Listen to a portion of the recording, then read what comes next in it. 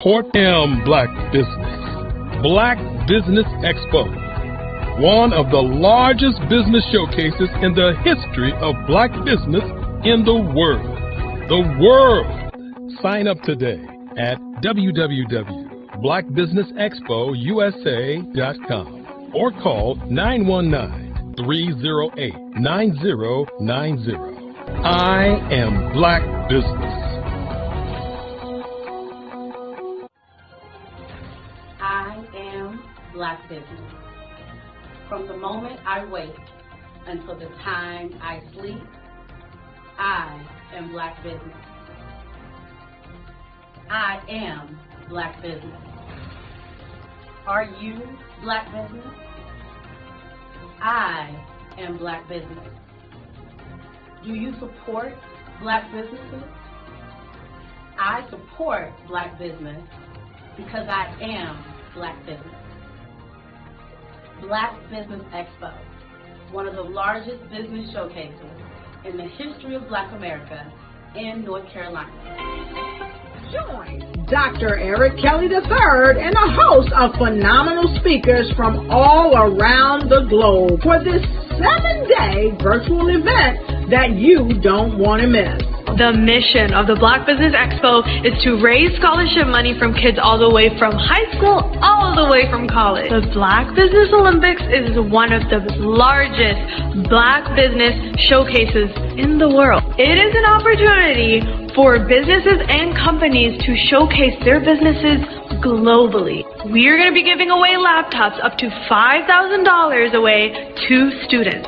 Again, I'm Olivia Appleberry, the founder of 2 Cents Finance and one of the speakers for the expo. I am so excited to see you there. For more info, go to www.blackbusinessexpousa.com or call 919-308-9090 and hope to see you there. I am Black Business. From the moment I wake until the time I sleep.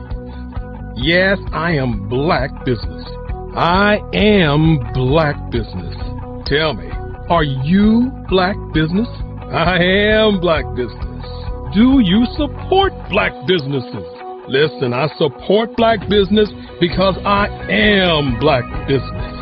Black Business Expo. One of the largest business showcases in the history of black business in the world.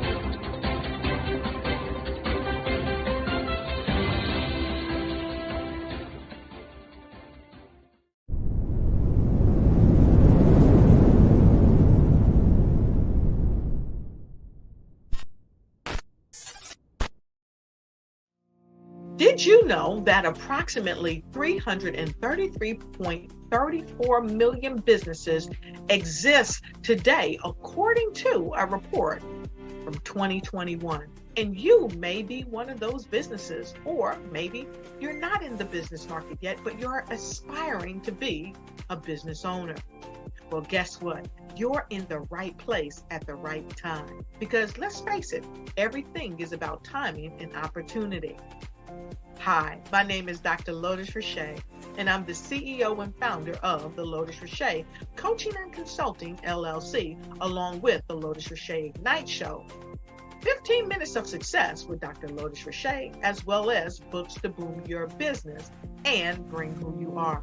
And today, I want to bring this amazing message to you about the Black Business Network and the Black Business Olympics. See, the Black Business Network and the Black Business Olympics is designed to help people just like you, that's right, that look like me, to take their business to the next level. Not just in your front yard or your backyard, but globally. The Black Business Network and Black Business Olympics is designed not to just help you survive, but to help you thrive. So join us today as we come together with businesses all around the world to support our students, our children, our young teens, our young entrepreneurs. What we do is we come together to help raise funds for students who are aspiring to be business entrepreneurs who are aspiring and who are thriving in college. We endow them with a wonderful opportunity to gain scholarship of either a laptop or several thousands of dollars. And we invite you to help be a contributor to this amazing opportunity to help someone that looks just like you. So join us today at our website and let us connect with you and help you ignite and take flight in every area of your life on the Black Business Network and the Black Business Olympics. I'll see you on the other side.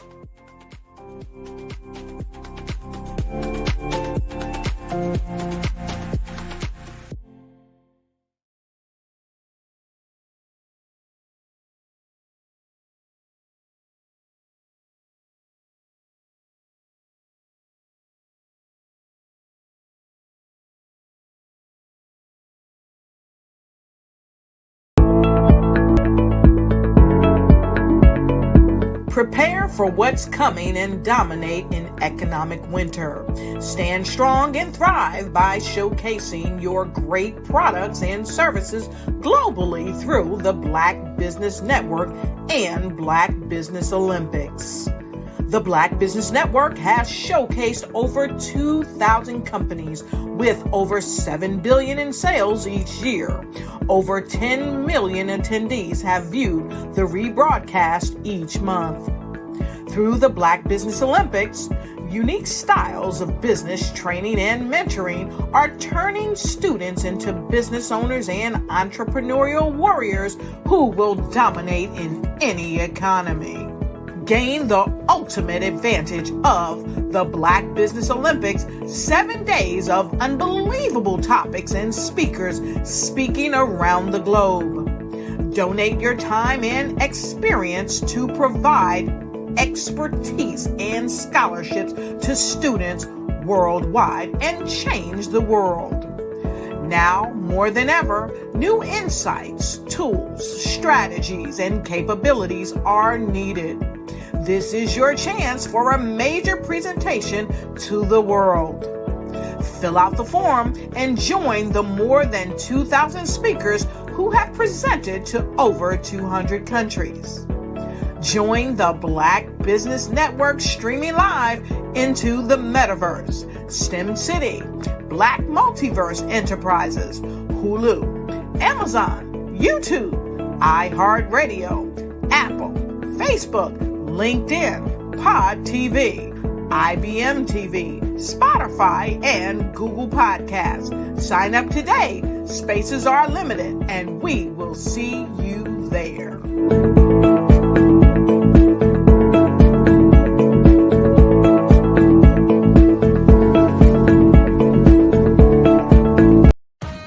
Are you an innovative entrepreneur or business owner ready to embrace the future of business transformation? The world is evolving at an unprecedented pace, and it's crucial to adapt and pivot towards success in this dynamic landscape. At the Hello LLC, we are dedicated to guiding you through this transformative journey, offering a comprehensive suite of services that extend beyond the metaverse and 3D immersive experiences. Our mission is to empower businesses and brands by assisting them in building, branding, systemizing, and automating their operations. We specialize in steering businesses from a two-dimensional existence to a thriving three-dimensional presence, where opportunities abound. We help businesses harness the power of technology to work smarter, not harder, enabling them to operate efficiently and stay ahead of the curve. Our diverse range of services includes: Our Biz in a Box is a complete business solution package designed to jumpstart your entrepreneurial journey. From strategic planning to digital infrastructure, we've got you covered. Your one app, one tap solution. Our MotionWork AI videos transform your brand storytelling with our cutting-edge AI-driven video production, captivating your audience like never before. Our 3D VR environments will step you into the future of immersive experiences. With our custom 3D virtual reality environments that engage and captivate your customers. Lastly, in our Pivot membership program, we offer tailored guidance and support to either show you, teach you, or take care of the transformation process for you. According to a 2023 study by Fundera, a staggering 28% of small businesses in the United States do not have an online presence. This statistic underscores the importance of embracing digital transformation. Having a website is more than just an online presence, it's a gateway to unlocking numerous benefits, including reaching a broader audience, showcasing your products or services, generating leads and sales, establishing trust, providing customer support, and maintaining competitiveness within your industry. The Hello LLC is committed to helping you excel in all these aspects of modern business, not just limited to the metaverse alone. Why should you choose the Hello LLC to navigate this transformational journey? By partnering with us and harnessing cutting-edge technology, you can provide immersive experiences for your customers, expand your global reach, reduce operational costs, and enhance brand recognition, all while working with a company that holds integrity in high regard. Our commitment to ethical and principled business practices ensures that your journey towards success is not only innovative, it is also firmly rooted in trust and transparency. Don't wait. Take the first step towards a brighter business future. Contact us today to explore how we can support you in developing a remarkable digital presence and immersive experience that will leave a lasting impression.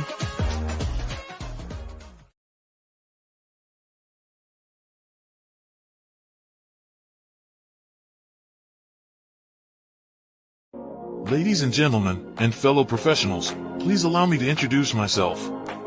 I am David Jones, the co-founder and CEO of the Hello LLC, where I am passionately dedicated to guiding individuals and businesses toward their own return on time investment. Time is my only competition. With over 20 years of experience as a corporate C-level executive, I bring a wealth of knowledge and expertise to the Hello LLC. My career journey has been marked by a relentless pursuit of excellence in marketing, strategy, and business management leadership. I have had the privilege of working with renowned Fortune 500 companies such as Xerox, American Airlines, Hilton, and Geico. However, what truly drives me is the transformational work we do at the Hello LLC. We are pioneering a new approach to business in the metaverse, where we empower businesses and individuals to build strong foundations, automate their processes and systems, while thriving in the ever-evolving digital landscape. More than just a 3D digital marketing agency, the Hello LLC is truly a community built on love, kindness, and integrity. We want more for you than from you.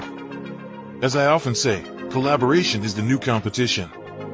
In an era where time is the most precious commodity, I am here to guide you toward your own return on time investment, because if time was sold in stores, it would be sold out. With a deep commitment to excellence and a strong belief in the power of community, I don't just lead a company, I lead a movement into the future of business. Ladies and gentlemen, it is both an honor and a pleasure to be your guide on this remarkable journey. I am David Jones, and together, we will embrace a future marked by success, collaboration, and the transformative work we do at the Hello LLC. Hello stands for helping everyone live life optimally. So, let's make that pivot together and start living life optimally today.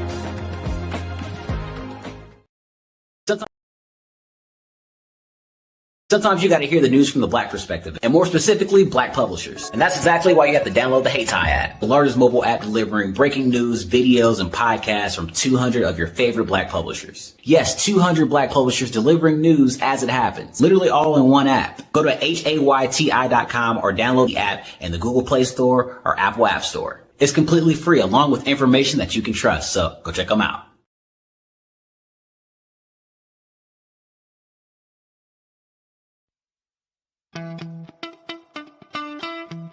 How many times have you been asked to help someone you didn't even know, a student, a business entrepreneur, or did you ever even ask, where did they end up? That business, that friend, that entrepreneur. Well, just maybe they ended up in a gang, bankrupt, homeless, or worse, dead. Maybe they turned to crime, drugs, and alcohol. Did you ever wonder? Did you destroy their dream, or was your life always so easy? At the Black Business Olympics, we started a movement to help students complete. Give them hope and foster success. Help them to leave their dreams of providing laptops, computers, and up to $5,000 in scholarship funds. Today, we ask you to help a student, a business owner, or an entrepreneur to realize their dream by sponsoring them, supporting them, and buying from them. Consider this. With $1.6 trillion in our Black community, we only ask for a small donation for our students, our businesses, and our entrepreneurs. And you can change a life today. So I ask you, what are you going to do? Sit on the sideline and watch our students in high school be losers, miss out on their dream from lack of resources? Or are you going to donate to the movement and change their future and yours as well? Give us a call today at 919-308-9090. Change their life by investing with action to the Black Business Olympic Fund. The Black Business Olympics, one of the largest business showcases of Black business in the history of the world.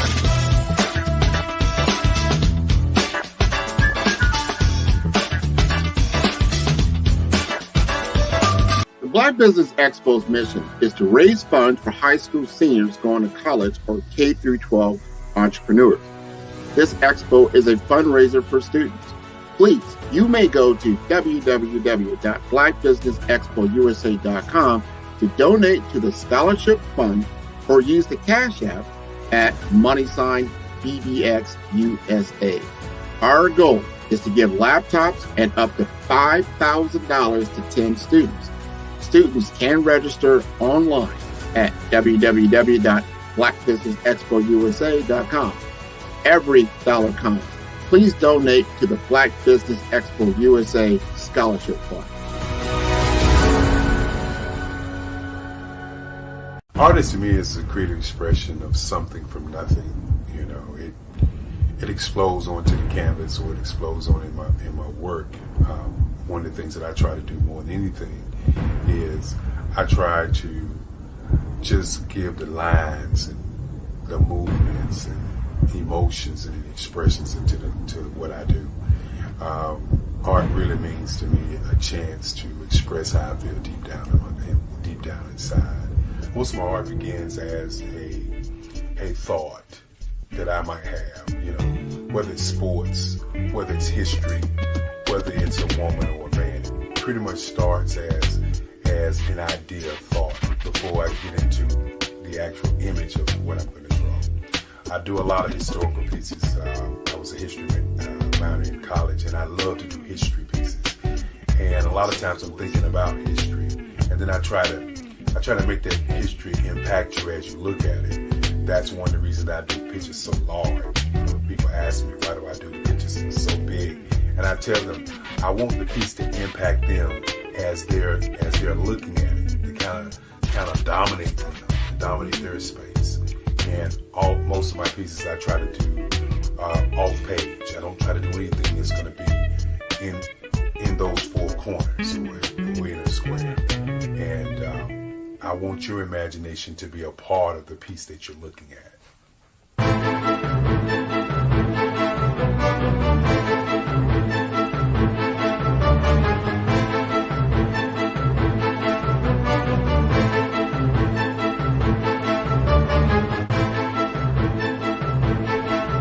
The way I feel when I'm drawing, when I'm creating something, is I feel free.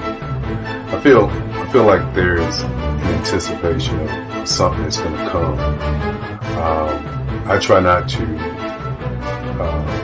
draw first. I try to draw second. And what I mean by that is I try to allow myself to kind of get into the piece and just relax. Sometimes I miss time. I'll draw 2-3 hours, sometimes 4 hours. And while I'm drawing, it's just a free. I just feel free. I mean, I feel like time stands still.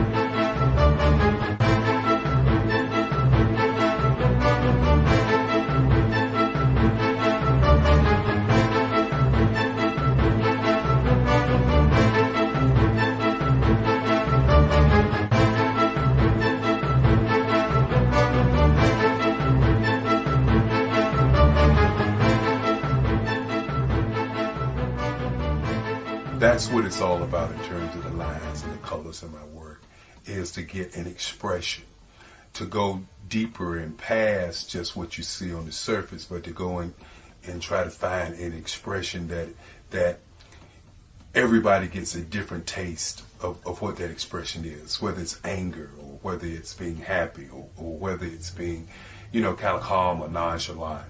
That expression that people take away from the piece is the most important part of what I do as an artist. Bold is the size of my pieces, where I try to do the piece larger than life, to kind of push forward toward you. That's what the boldness is all about. It's not so much about the lines, it's about the size.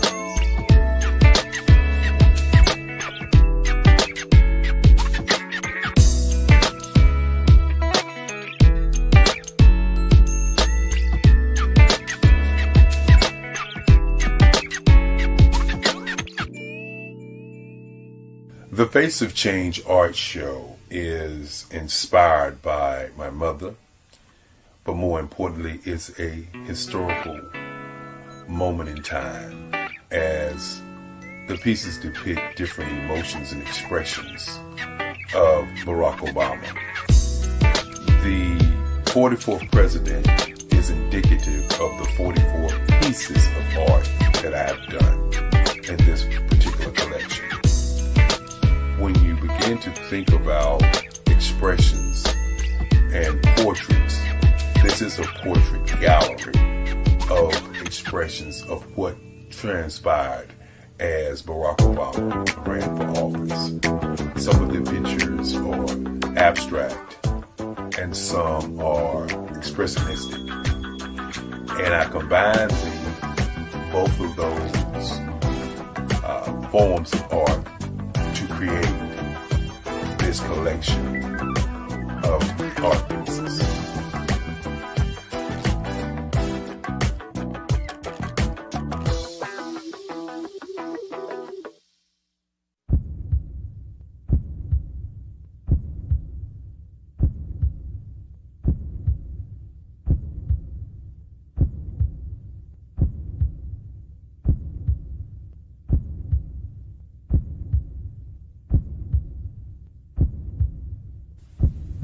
Overcomer, brilliant, ambitious, motivated, awesome, Obama.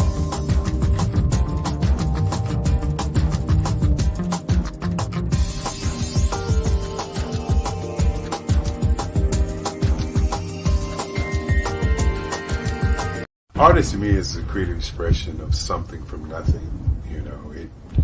It explodes onto the canvas, or it explodes on in my work. One of the things that I try to do more than anything is I try to just give the lines and the movements and emotions and expressions to what I do. Art really means to me a chance to express how I feel deep down inside. Most of my art begins as a thought that I might have, whether it's sports, whether it's history, whether it's a woman or a man. It pretty much starts as an idea of thought before I get into the actual image of what I'm going to draw. I do a lot of historical pieces. I was a history minor in college, and I love to do history pieces. And a lot of times I'm thinking about history, and then I try to make that history impact you as you look at it. That's one of the reasons that I do pictures so large. People ask me, why do I do pictures so big? And I tell them, I want the piece to impact them as they're looking at it, to kind of dominate their space. And most of my pieces I try to do off page. I don't try to do anything that's going to be in those four corners or in a square. And I want your imagination to be a part of the piece that you're looking at.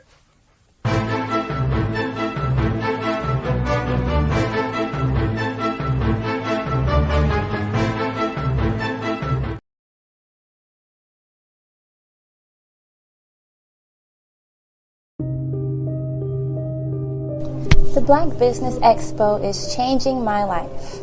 This year, they are giving away laptops and even $5,000 in cash to students just like me.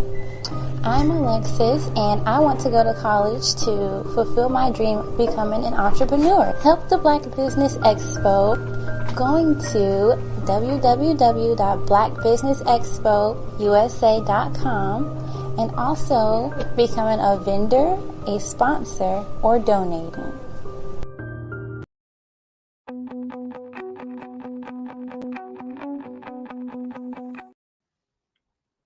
Good afternoon, business owners, entrepreneurs, thought leaders, and corporations. Welcome to the Black Business Network.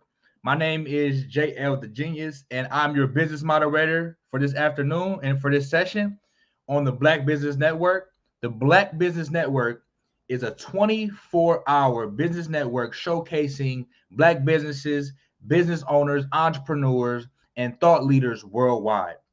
We have speakers from North Carolina, London, Singapore, Africa, Japan, and cities all over the United States. The Black Business Network is a global community sharing its business knowledge to empower, inspire, and educate businesses about business. So our next speaker will happen to be myself. And I'm going to skip the long introduction, guys, because we're on a limited time frame. But just to let you know a little bit about me, I'm an author. I'm an international gold medalist speaker on this platform, as well as the CEO of Elite Commerce, also known as Funnel Finessers. And so what I do is I help businesses grow and scale their business online using funnels and automation. So let me tell you guys a little bit about myself and how I got into this. So when I first started doing business, I was new to business, right? I started in college and I didn't really know what to do. All I knew is I had a brilliant idea. I had created this invention when I was like 19 or 20, and I had a great idea. And at the time I was making wholesale calls. I was just making calls, and I met this guy, and this guy was like, hey man, we just started talking, and he was like, hey man, you got an amazing idea, but he was like, what's the number one thing that all businesses need? And I said, I don't know, what? Location. I said, sales. Like, what do you guys think it is, right? Comment below what you think the number one thing all businesses need. And so I was just making up all these things that I thought it was. And he said, every business needs marketing. He said, it doesn't matter how great your product is or your idea. If you do not know how to market, you will lose to an inferior product. And so when he told me that, guys, that was the day where I really shifted my whole paradigm. He gave me a book called .com Secrets, and it changed my life forever. And so that book, that .com Secrets book, was the starting point for me to actually learn about how this online marketing thing works, because that is not only the future, it is the now. So if you still haven't adjusted, you haven't adapted to what is going on right now and position yourself for the next 10 to 20 years, you will find yourself like Toys R Us, Sears, companies that went out of business because they didn't learn to adjust and to adapt. So like I said, guys, my name is Jerron Walters, also known as JL the Genius. And today I'm going to talk to you about how to exponentially grow your business using funnels. Now, what is a funnel? A lot of people, maybe you've never heard of a funnel. You probably thought of a funnel cake or the funnel that you use for your car to put in oil. But what a funnel actually is a customer journey. It's a process. So if you heard of a website, think about a funnel as a website on steroids, right? It's like it takes your business to a whole nother level. The difference between the two, on a website, that's like a brochure for your business. Imagine you have a salesperson and they're on the outside of the store and they're just looking at people, right? They're just looking at people go by and they have these brochures in their hand, but they're acting awkward, right? They're not saying anything. They're just looking at people. That's what your website is like. Your website right now, you have all of these different links, you have all these different tabs, and with your website, there's so many things going on in one space. And the number one rule in marketing is a confused mind always says no. So if you have all these different links and these different tabs, no wonder why your conversion rates are low, because people are confused, right? And so what a funnel is, imagine you have a salesman who's at the door and they're greeting people. Hey, how you doing, Mr. Kelly? How you doing today? Oh, well, you want what you looking for? Yeah, I'm looking for a barbecue grill. So they take you by the hand, they walk you into the store, and they help you find the perfect barbecue grill that you're looking for. And on this and once you get the barbecue grill, they're like, okay, do you need charcoal? Do you need lighter fluid? And so it's a simple customer journey, and it's a process.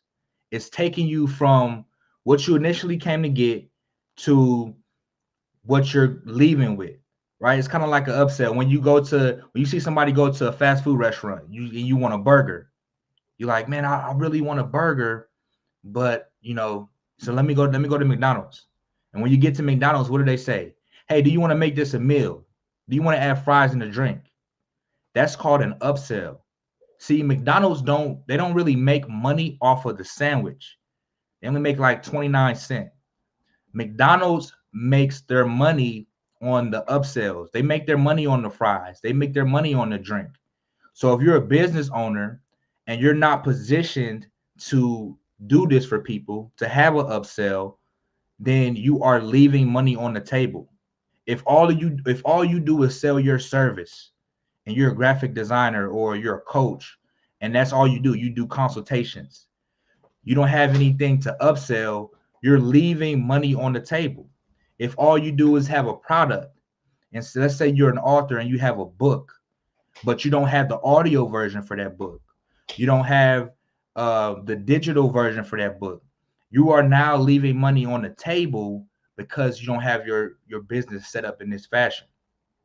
And so when I really start diving into Russell's.com secrets, I didn't really understand it at first, guys. I was literally, I read the book, and I had a mentor that tell me, you only learn what you execute. Write that down. You only learn what you execute. And so I was reading at the time, but I wasn't applying the information. Like, I would just read the book, and then I'm like, okay, I got all this head space, this head knowledge, but I still don't know how to do the thing. And when I started building funnels out, my funnels were terrible. They were horrible, right? And so I had to keep getting better and keep working and building stuff out for free. And then I eventually got good enough to where I could charge people. And I eventually got good enough to where I was able to help people have 6-figure days. But it's a process. It all comes through a process. And I'm going to explain the components of a funnel in a second. But before I do that, anything that you do, there's only one way to be great, guys. And you probably are already doing it. You just don't know what it is. Like, subconsciously, you're not thinking about it.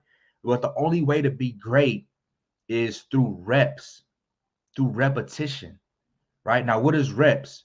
Repeated execution produces success. That's reps. So if you repeatedly do something, think about the greatest of all time, or Michael Jordan. He got cut from his high school team, and then he put up a bunch of shots going into his the next year, and end up becoming one of the greatest basketball players of all time. But that wouldn't have happened had he not, one, faced adversity, and then two, learned that he had to get better, learn that he had to put in the reps. So I want you guys, I'm going to start talking about funnels. I just wanted you to wrap your mind around that concept really quick. So when it comes to funnels, there's really four main components that make up a funnel in the whole overall process. The first thing being, number one, is you have to know who you're targeting. I can't tell you how many times, like, I remember one day I woke up and I was feeling like a little nauseous, and my head was hurting a little bit, feeling sick. I didn't want to get up. And it wasn't because I was sick. It wasn't because, had the flu or anything like that. But it was because of the clients that I had to deal with. I had a business where I was accepting anybody for a client. And if you serve anybody, then that means you're serving nobody. So this is why this is the most important step, and it's crucial because you have to get clear on, number one, who it is that you're called to serve. Who is that person that you can help get to that next destination? See, we talked about a customer journey. If you hold the roadmap to success for another person, if you've accomplished it or you've helped somebody accomplish it, and you know the blueprint, you know the roadmap, you can help them get there a lot faster versus them doing it by themselves. This is why I call it the customer journey, because you have to help people. Think about yourself 5 years ago, and you may be where you are now, but 5 years ago you didn't know anything like you do now. You didn't know as much as you know now. And so it's a journey. You have to lead people. You are the chosen one. You are the one who is called to help these people overcome these obstacles.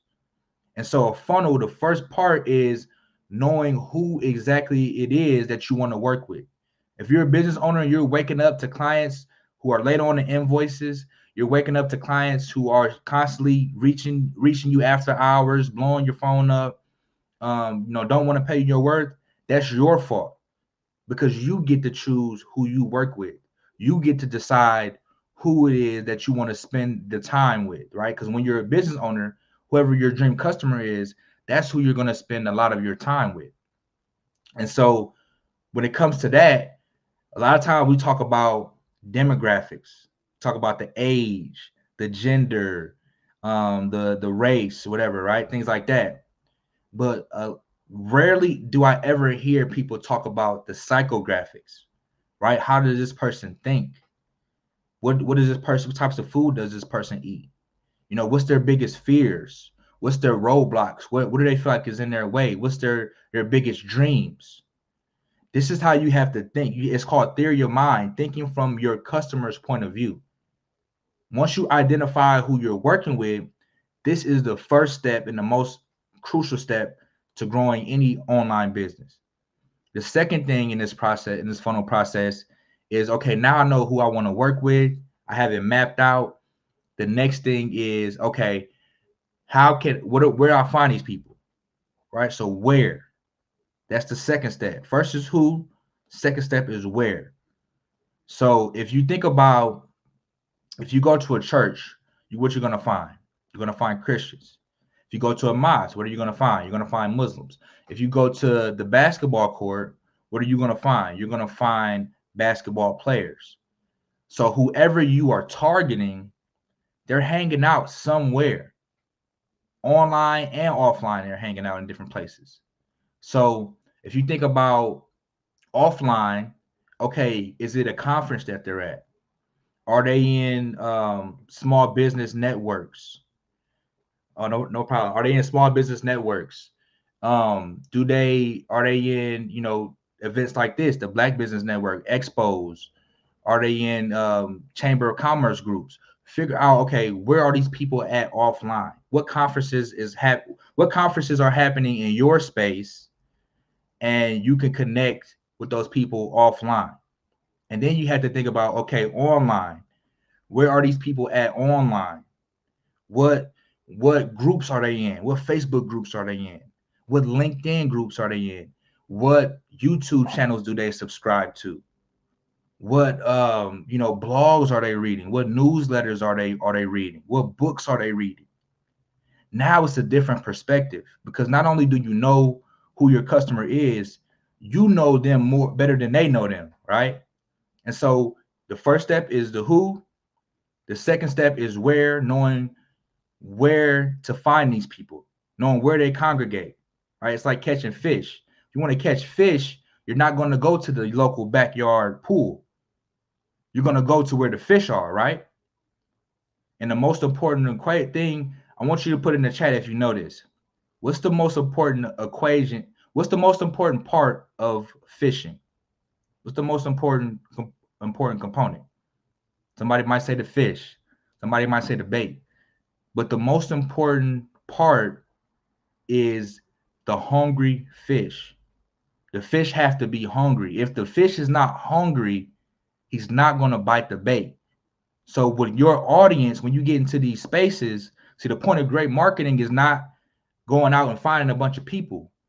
It's about making yourself findable for the people who are looking for what you have to offer.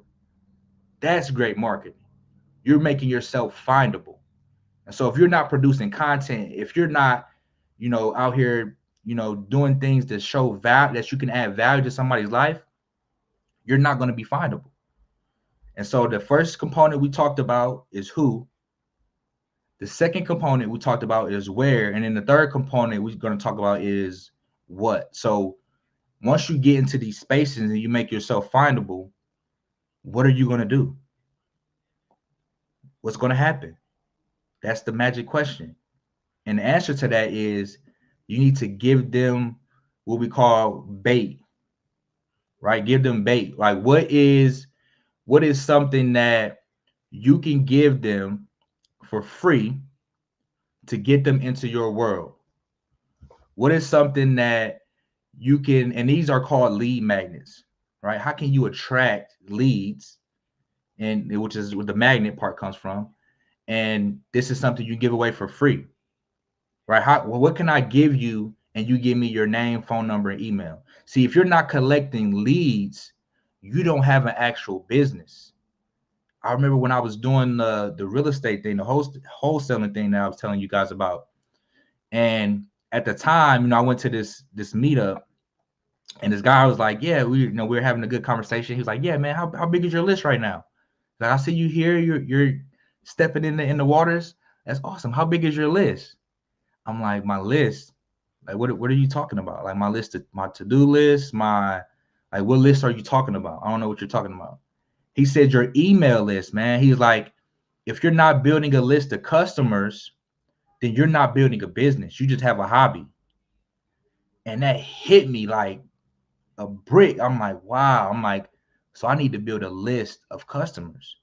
I need to have some way I can collect names, phone numbers, and emails. Because if I'm not doing that, then I'm not really running a business. I'm playing around. I can talk about legacy all I want, but how am I actually going to build a legacy? How am I actually going to build a business?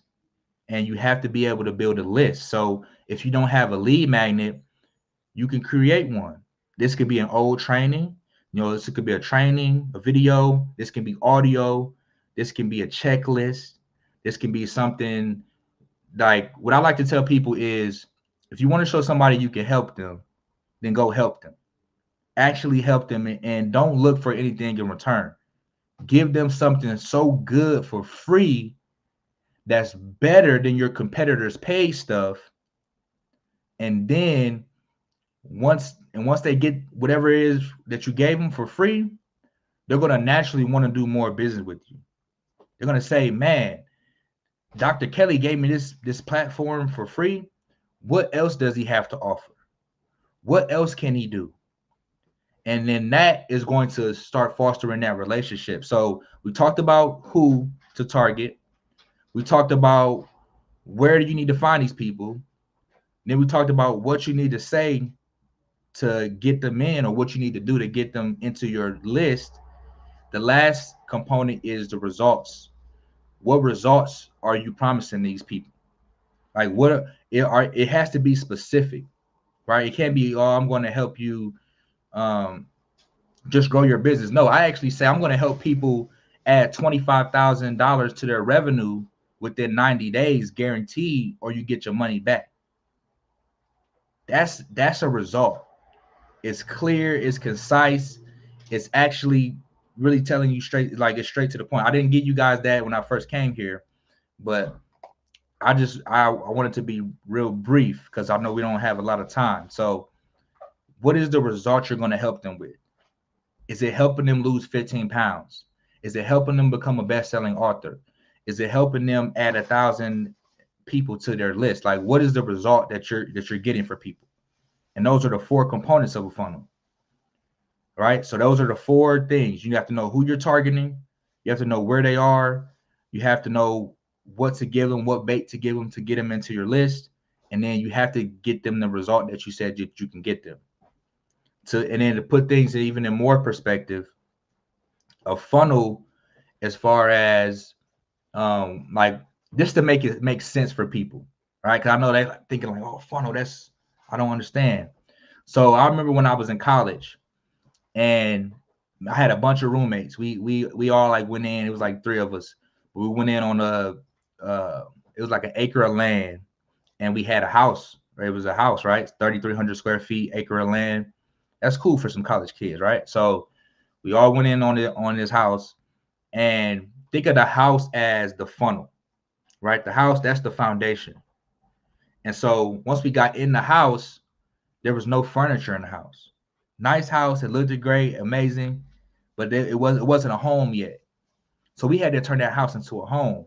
So what we started doing is we started putting furniture in there, right? So now we're putting furniture in the house, and that is equivalent when it comes to the funnel. Think of like a website, right? Quote unquote website, but that's the funnel.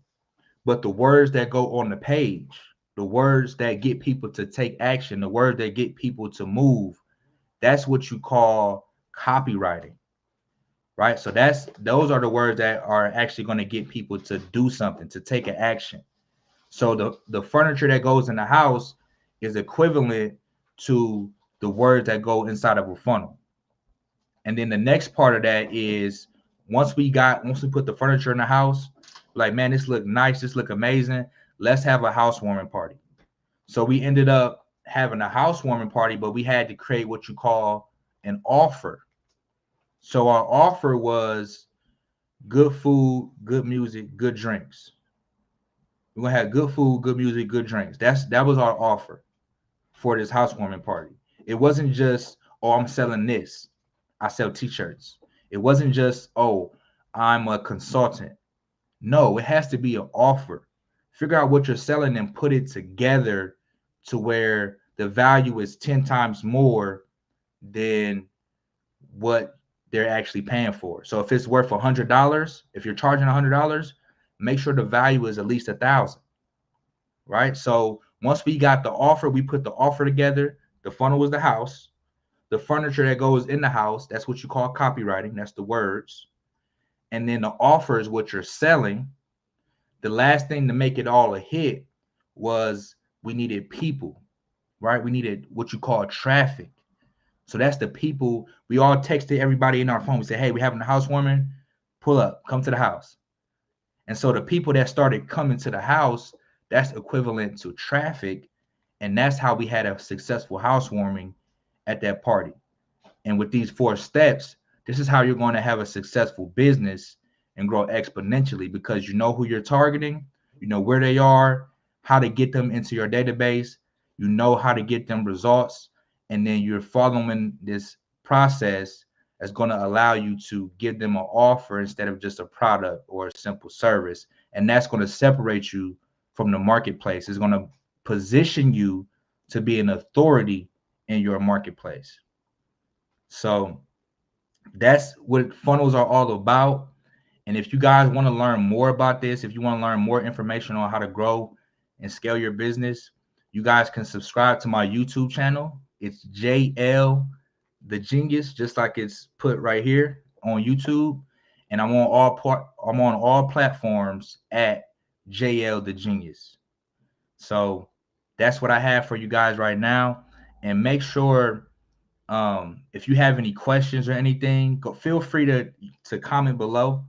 If there's anything that wasn't clear, if there's anything that wasn't explained, because I wanted to share this with you guys because I'm in different rooms. And I know as a Black community, a lot of times we're exiled from rooms where people having $1 million days and conversations. And so these people are not talking about, let's have $1 million in a year. These people are having $1 million days. And so I feel like the fly on the wall, and I have to come back with this information and share it with my community, because there's a lot of things we get an LLC and we think we hit a home run, but that's just first base. So we have to be exposed more. We have to be educated more. We have to know really how to operate these enterprises, because we're all building legacies for our family. But it starts with having the right structure. If you don't have the right foundation, if you don't have a funnel, you're still doing old website or doing the old way, you're not collecting leads, you're not really in business. You're doing this for a hobby. And we want to get out of hobby mode, move into business mode, and move from a solopreneur, because a lot of us think we're entrepreneurs, but we're doing everything. So that's just a solopreneur. That's not an entrepreneur. We want to switch to, even from being an entrepreneur to an executive.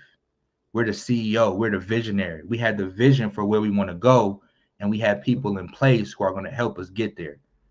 Everything has to start with a team, guys. Make sure you get a team. You wouldn't play a football game and there's 11 people on the field and you run out there by yourself and think you're going to win. Yeah, you might score a touchdown, but you got to get back on defense. So if you're the only one out there and they got 11, you got one, you're going to lose every time, because the team is important. The team is crucial. So make sure, let's start out with teams, even if it's family members, even if it's people who are like-minded. We can do more together than we can do apart. And that's my message for you guys today. So I don't know if there's going to be another moderator on here coming on, but one thing I can tell you guys. Oh, there she goes. How you doing? Can you hear me? No, you were awesome, JL. Okay, thank you. Thank you so much, Carla. Can I you hear me? appreciate it. Yeah, I can hear you. That's great. So I would love for you to give I would love for you to give out your contact information again. Yeah, so I'm on YouTube. You can find me on YouTube, JL the Genius, or Instagram at JLTHEGENIUS, JL the Genius, and DM me the word grow if you're ready to grow your business today.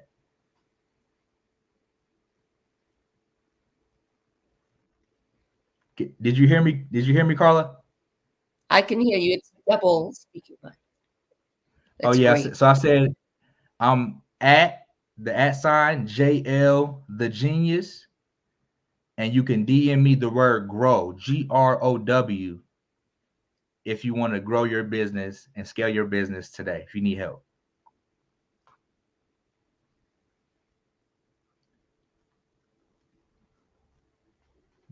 There we have it.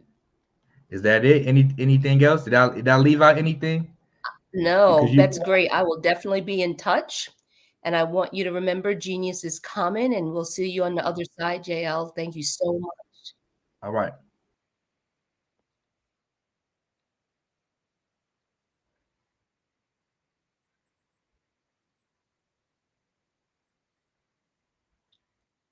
That's great. So at this point, the Black Business Expo's mission is to raise funds for high school seniors going to college or K through 12 entrepreneurs. This expo is a fundraiser for students who may go to blackbusinessexpousa.com to donate to the scholarship fund, or use the Cash App that's on the screen below and at BBX USA. Our goal is to give laptops and up to $5,000 to 10 students. Students can register online at www.blackbusinessexpousa.com. Every dollar counts, so we want to remind you to donate to the scholarship fund. We want to thank our Black Business Expo US sponsors for November 2023, NC-100, Moody Capital Partners, Suede Soul, Lotus Ritchie Coaching and Training, Carolina, Virginia Minority Supplier Development Council, Step Management, the Hello LLC, Barbara H. Smith LLC, Margie McLean Foundation, Genius is Common, Earth Essentials, 5-Star BDM Media, Milena Shannon Global, Executive Women's Success Institute, the Quality Coaching Company, Superwoman Business Services, Creative Force Studios, Lee Entertainment, Artistic App Design, and Black Business Expo USA. Remember, genius is common, and I'll see you on the other side.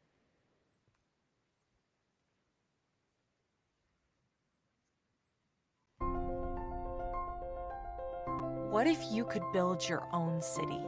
A place where every child can find nurturing people to help them achieve their full potential. A place where every adult can access job training support, where health education is abundant, where social justice ruled the land. A place without limitations. Welcome. You have arrived at STEM City, USA. It is what every city should be. A safe and trusted community where you find people and resources to help you become everything you are and beyond. STEM City is unlike anything you have ever experienced. It is a digital twin of the world around you, only better. STEM City is about energy and soul renewal. It is more than a digital world. You can almost feel the power of live cultural events, music, and theater. STEM City promises a better future for children with caring mentors and hands-on activities with dedicated tutors to support our youth. STEM City is your passport to a healthy lifestyle with weekly events addressing our community's many issues. STEM City is your financial well-being with helpful information on wealth management, career advancement, job training, and so much more. STEM City is the community you deserve. It is the city where your dreams can come true. STEM City USA, a place in the sky that is accessible to all who reach for the stars.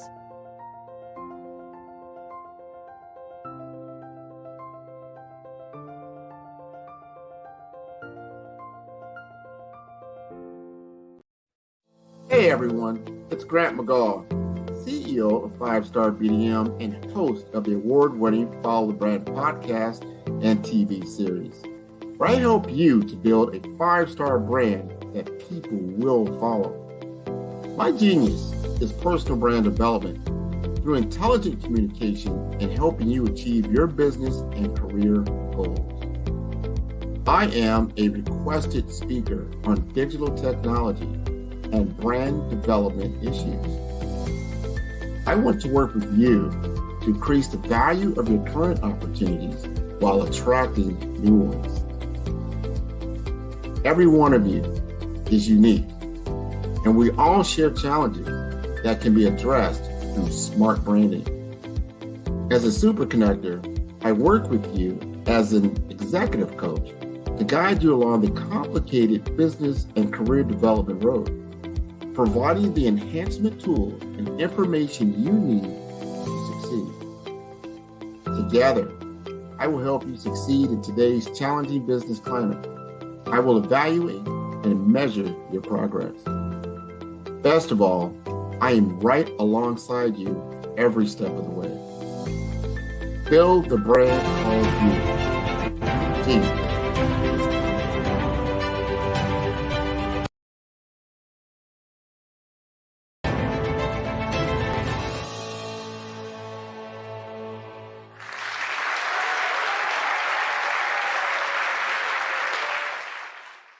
You see the career opportunity. You feel it's yours. After all, you're well qualified, but you don't apply. You feel stuck and can't move forward in your career. I've learned as a 10-year career strategist, we must learn how to show up. To show up, we will rise up. We have an amazing resource on this planet, a resource with tremendous potential. That resource is us, women. Far too many of us, when we want to rise up and advance in our careers, we hit an invisible barrier. It's called the glass ceiling. And when we do make it through the glass ceiling, chances are we're more closely scrutinized than men. As women, we face more barriers to promotions in many organizations. However, I've discovered the biggest barrier, believe it or not, is ourselves. As women, we often hold ourselves back.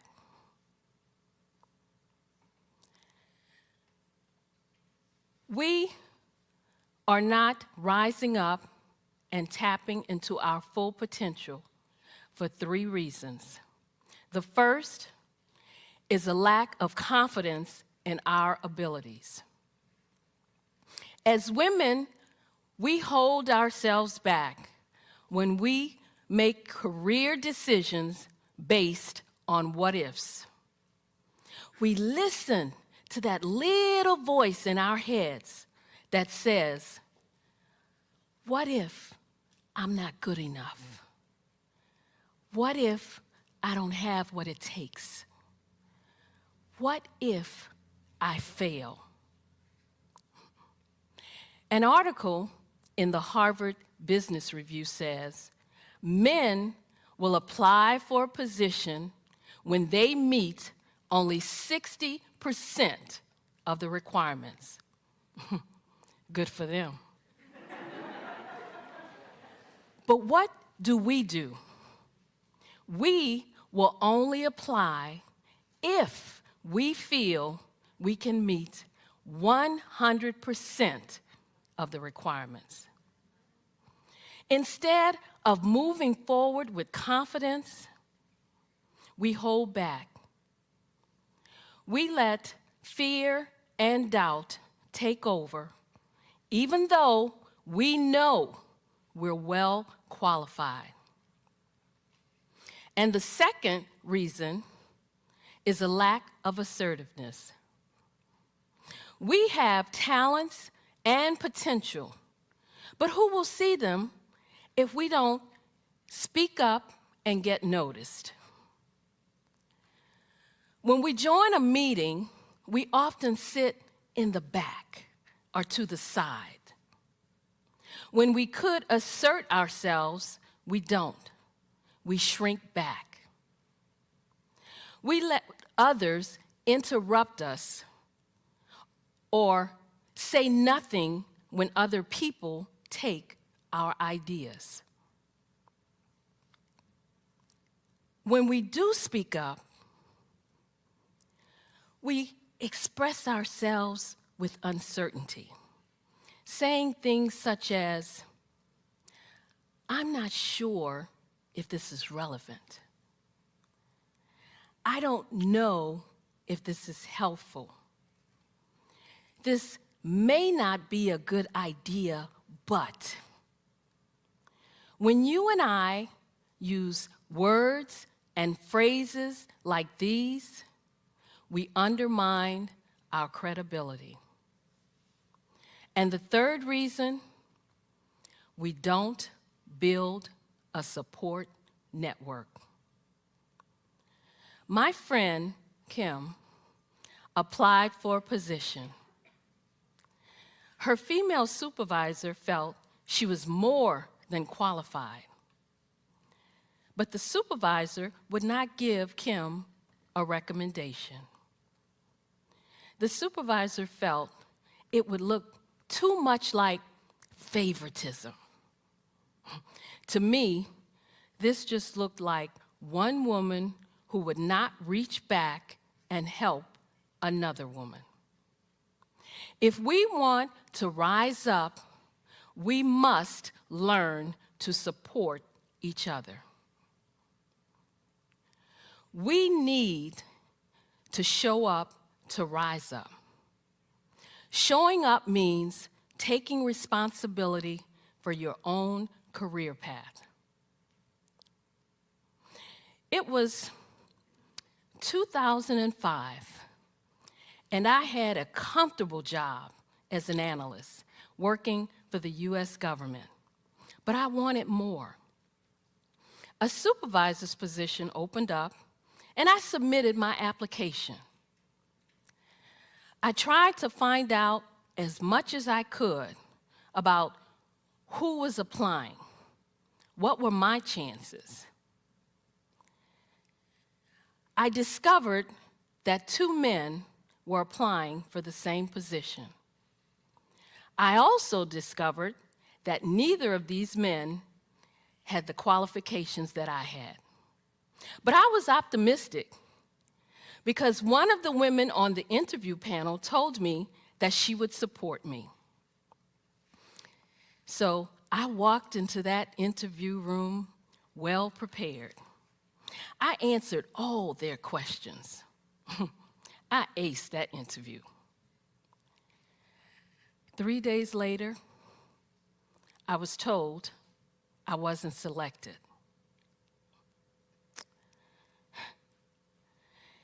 Not only did they select the least qualified one, they selected someone who didn't even belong to the organization. I was shocked. I was hurt. I was angry. I thought, how could this be? It was like a slap in my face. I deserved that job. I thought, maybe I should just look for a job somewhere else. But I was in an exercise class, and it hit me. I'm not a quitter. I have never given up. I deserve this job. I'm good at what I do. At that moment, I realized that if I wanted to rise up, I needed to show up. We need to show up to rise up. Showing up means taking responsibility for your own career path. And then it happened. The man they hired quit.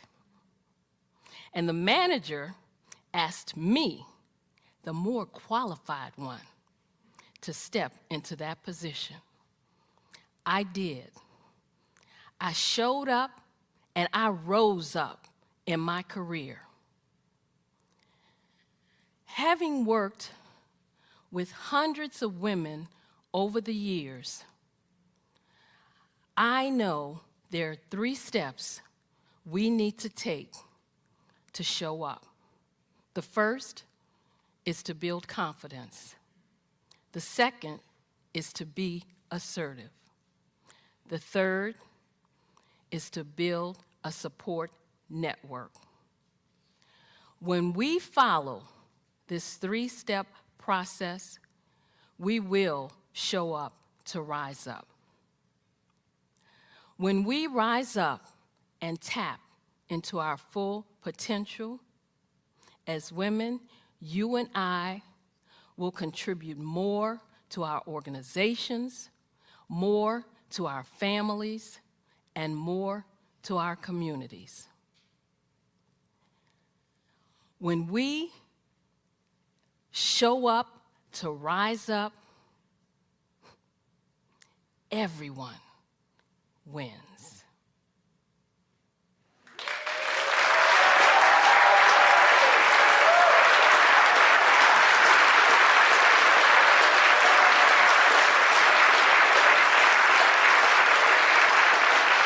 I was born in a little village on the island of Haiti. Many deadly diseases pounded me.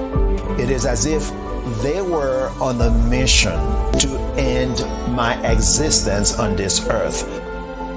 I refused to give up. In 1983, I left Haiti and came to the United States of America. And I came with $5, 2 shirts. I didn't speak any English. I came to Atlanta. I got a job. I was a doorman. I was a doorman with a dream. What I used to come on stage.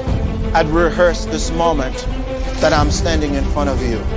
That's the power of a dream. Maybe today is the day you begin acting as if you already have it. And then step out with full force. Take a risk. No condition is permanent.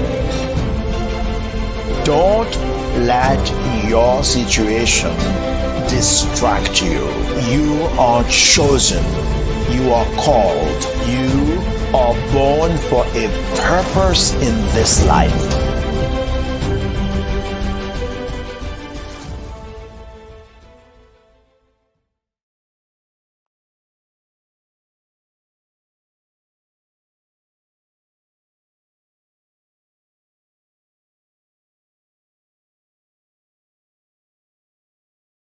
Over the past few years, we've seen the growth of existing and new initiatives focused on financial inclusion, building global networks, and reducing the wealth gap in response to the idea there's not enough seats at the table. Whether their outcomes are to increase the representation of Black executives on corporate boards, ensure an inclusive global economy, or to create new U.S.-African commercial pathways, the strategies are often carried out by separate programs. The question is, should they be? With the continent of Africa being home to more than half of the world's fastest growing economies, the youngest workforce,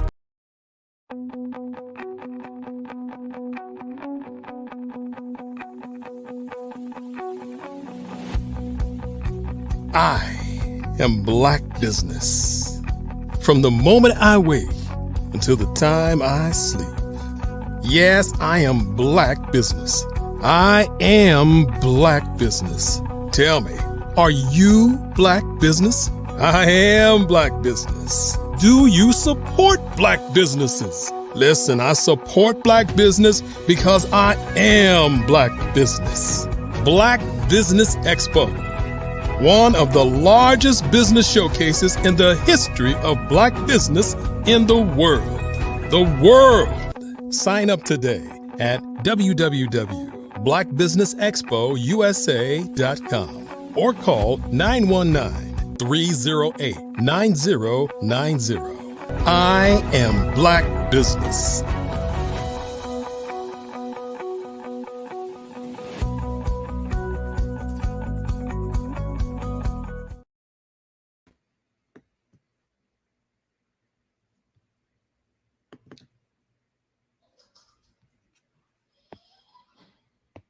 Welcome back, everyone. Good afternoon, business owners, entrepreneurs, thought leaders, and corporations. Welcome to the Black Business Network. My name is Carla Hill. I'm your business moderator for this afternoon on the Black Business Network. The Black Business Network is a 24-hour business network showcasing Black businesses, business owners, entrepreneurs, and thought leaders worldwide. We have speakers from North Carolina, London, Singapore, Africa, Japan, and cities all over the United States. The Black Business Network is a global community sharing its business knowledge to empower, inspire, and educate business about business. I'm going to be your speaker for the next few minutes. Again, my name is Carla Hill. My firm is GPS Career and Business Strategies. We focus on 2 areas: HR, human resources for the small business owner, as well as career planning services for the individual. By way of background, my 34 years in human resources leadership, I would say that my passion has been creating other human resources leaders as well. And on the career planning side, that's shown itself by having people really understand what their personality, their interests, their skills, and their values are, and helping them to really just step into a path that allows them to leverage all those things. It's almost doing a SWOT analysis of yourself. What are your strengths? What are the weaknesses? what are those opportunities and what are the threats, right? So in terms of human resources services for that small business owner, how many of you think, well, human resources is, oh, you get somebody to do the paperwork and somebody to make sure that the person gets paid? But what I submit to you is that the CEO that understands that human resources executive is a key member of their team. So the person that really understands that, let's say, you know, the buzzword right now is a term is diversity, equity, and inclusion. And if you really leave that just at the area of employees as opposed to really creating more business, and I'll give you an example. I had a colleague at a major convenience store chain. And in diversity, equity, inclusion spaces, there's something called an employee resource group. Employee resource groups are an opportunity for individuals to feel that they're part of that organization. So this particular employee resource group was really comprised of all the Latinos on staff. And the smart CEO understands that, hey, they don't know everything. This particular convenience store chain, they were building 5 additional stores in Florida. And the employee resource group came up with a recommendation that, hey, Latinos really like being outside, eating outside. And in Florida, if you build your stores to have attractive outdoor seating, you will get a larger percentage of the Latino population coming to your store. So again, if that human resources leader didn't set up the infrastructure where you get inclusion, where you get feedback from the CEO and the leadership of this particular organization, all white males, they don't really understand what are the habits and the interests of some of those underrepresented groups. The bottom line is that they want more people in the store. And if you are marketing to that demographic, you will get more business. So that's an example of making sure that you are including your employees, or at least feedback from employees, to come up with additional ways for you to earn profit. So, I mean, right now, that's what's been in the news in terms of AI related to, it was a CEO that was going to leave the organization, but the employees were very upset. And they said, well, we want to go where that employee, I think he was going to Microsoft. And they said, well, this is a poor decision. The company just grew so fast and they didn't have an opportunity to put certain things in place, that infrastructure, and not even build a succession plan, right? There's something called key person. You might hear it more in terms of insurance, of replacing that leader. It's like having a star player. I mean, one of the things I think of it in terms of an analogy is Michael Jordan. Michael Jordan, of course, has 5 championship rings. He didn't win those rings until they put the right team in place to support him and the right coach, right? Whether it's Dennis Rodman, Scottie Pippen, but Michael Jordan was always a great player. And you see that even the way he manages and has been an owner. You need a team around you, and you need to make sure that you are putting what we call another human resources strategy. Again, human resources being more than just paperwork and payroll processing, is making sure that you have the right strategies in place, the right people in place to take your business to the next level. And anyone that has actually read, let's say, Rich Dad, Poor Dad, right? Where it talks about that cash flow quadrant, where you have on the left-hand side, 95% of the people are employed, right? In terms of wealth, right? where they're employed by someone else. And then the others, on that second lower quadrant, it talks about being self-employed. And a lot of people will identify themselves as business owners as opposed to being self-employed. And the more accurate term is self-employed. If you don't have other systems or other people working for you, you are not really a business owner. You own your job, right? So in order, just like our previous speaker, in order to move from that solopreneur or that entrepreneur on that right-hand side of the cash flow quadrant, where you are either an investor or a business owner, there's creating systems to do that. Because if you are that person that has not created a succession plan to replace you, if something happens to you, when something happens to you, your business will not continue, right? Again, that is the risk that goes with not building out an infrastructure for your business. So in terms of just a human resources strategy, if you see yourself as a person that's self-employed and you see it as bothersome of having other employees, then that's fine. And I completely respect that. But if you see yourself as a person that wants to have this independent entity actually go to the next level, then a human resources strategy has to be in place to do that. And some of the questions that you might ask yourself is what laws, what exposures do I have in terms of not understanding that not having an effective human resources strategy will put me or my business at risk, right?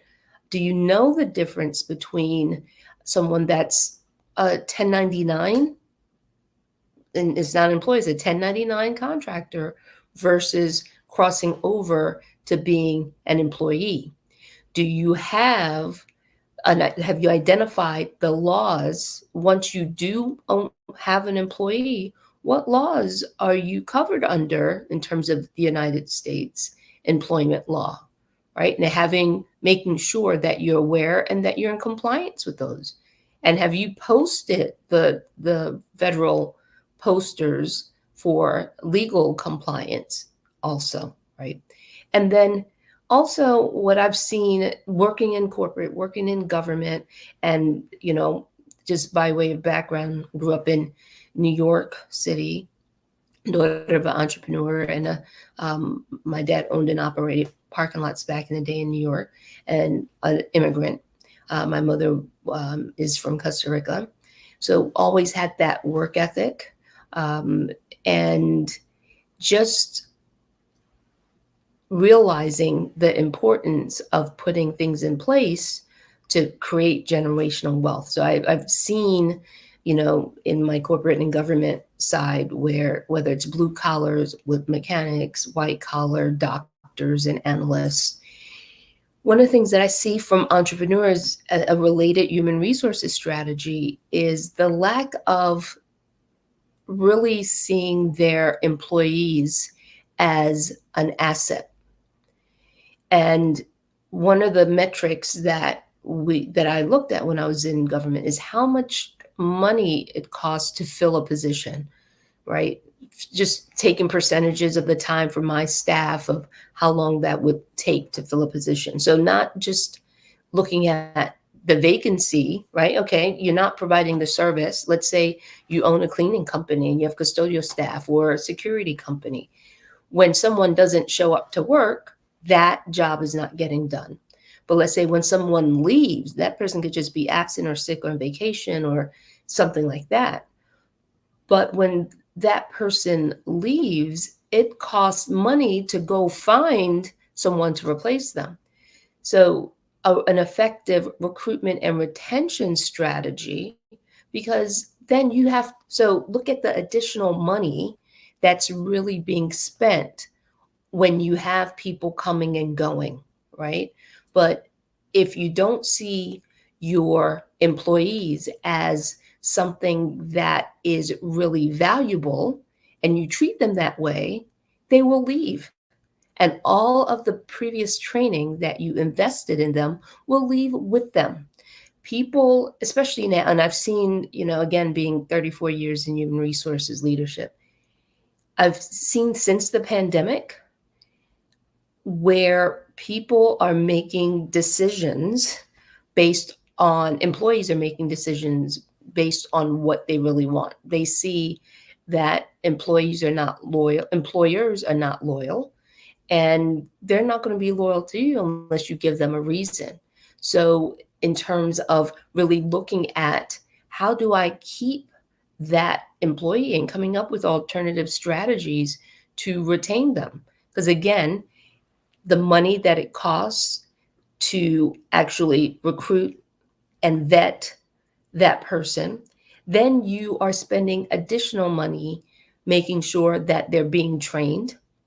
So you train them, and then because they're not feeling respected, they are not receiving other benefits of professional development, they don't see any career path after that, I can guarantee you that they will leave, especially now the bad ones might stay, but the good ones the good employees, the ones that are ambitious and are looking for people to pour into them, they will exit, along with the dollars that you spent to recruit them and the dollars that you spent to train them and the lost services that the vacancy creates. So part of your human resources strategy has to be, how do I recruit and retain and develop talent? If you see yourself as a leader, but there are no followers, then are you really a leader? And what are you doing to have someone say, well, I want to work for that person? So again, seeing employees as just disposable, that is definitely something that's at risk for you and your organization. And now also, I mentioned AI a little bit earlier, and I've been using AI as a tool. I mean, I think the bigger picture with artificial intelligence, AI, the acronym, is what I know is that businesses are in business to make a profit. In the case of a for-profit firm, in government, it's to provide efficient services to the residents of that jurisdiction. So if as that employee, what I know is that if you can really deliver the services without employees, and I like I said, there's two sides of my business. So I realize providing the HR services, but there's also employees. I speak to both. So, and what I share with employees is that employers are not in business to make sure you stay employed. That is the individual's job, right? So if artificial intelligence or technology strategies can eliminate those positions, they're perfectly happy with that. The employees are perfectly happy with that. But do I believe that all of the jobs are going to go away because of AI? No, I've used AI, and really what artificial intelligence does is it collects information that's already out there. So I'll give an example. With a job description, artificial intelligence, ChatGPT, quite honestly, will, if you say, hey, give me a job description for a programmer analyst, they will give you a job description for a programmer analyst. So you don't need a person to write that up anymore, even a press release. What you need is someone, because remember, we created, individuals, human beings created the artificial intelligence. They're just, it's like recirculating the air. But what I've seen is the major value of artificial intelligence is that it really helps with collapsing the speed in which that a template can happen. You don't have to spend hours creating a template, right? So my husband gave me a stat that he was doing some research on artificial intelligence. And it was the amount of time that it took a lawyer or a group of lawyers to analyze a case versus AI. And it took about 48 hours for the lawyers team, the human lawyers, to do it. And it took it was under a minute for AI to analyze it. Now, what I've seen is you still need an expert to review what are the output of what artificial intelligence does, right? You need someone with the experience, because it would be just like a 5-year-old repeating whatever they heard. So they're going to say, oh, we're looking for keywords, and they're going to give you everything that was out there, but it's going to be with a structure and a system. So I do like that about it, but beware that in terms of you still need someone with a brain to analyze, because they'll use words that, because it's old stuff, right? And if you think about it as it relates to like diversity, equity, inclusion, they are using words that may not be politically correct, things that that only a person that has the skill could really analyze and make sure that it's really clear. And I think the other thing I want to really share of having, and that's why I wanted two sides of the business, to make sure that assessing, we probably have business owners for the most part are here, or people considering transitioning from that employee to that entrepreneur. And I think one of the major services that I provide is that assessment, assessing who you are. I'm Myers-Briggs certified, Career Direct, also DISC, and each one of those tools have a place. And I'm going to say, really, as that entrepreneur, just really seeing, or that individual, not that entrepreneur, but realize who you are, right? Taking that detailed, one of my favorite tools is the Career Direct Assessment, which gives a 24-page, very detailed assessment of who you are, right? Just like most of us know more about our phones than we do ourselves, right? So it would be just like if you went to a doctor and they say, oh, Dr. Kelly, here's your prescription. But the doctor did not do any labs. The doctor did not ask you what your symptoms were.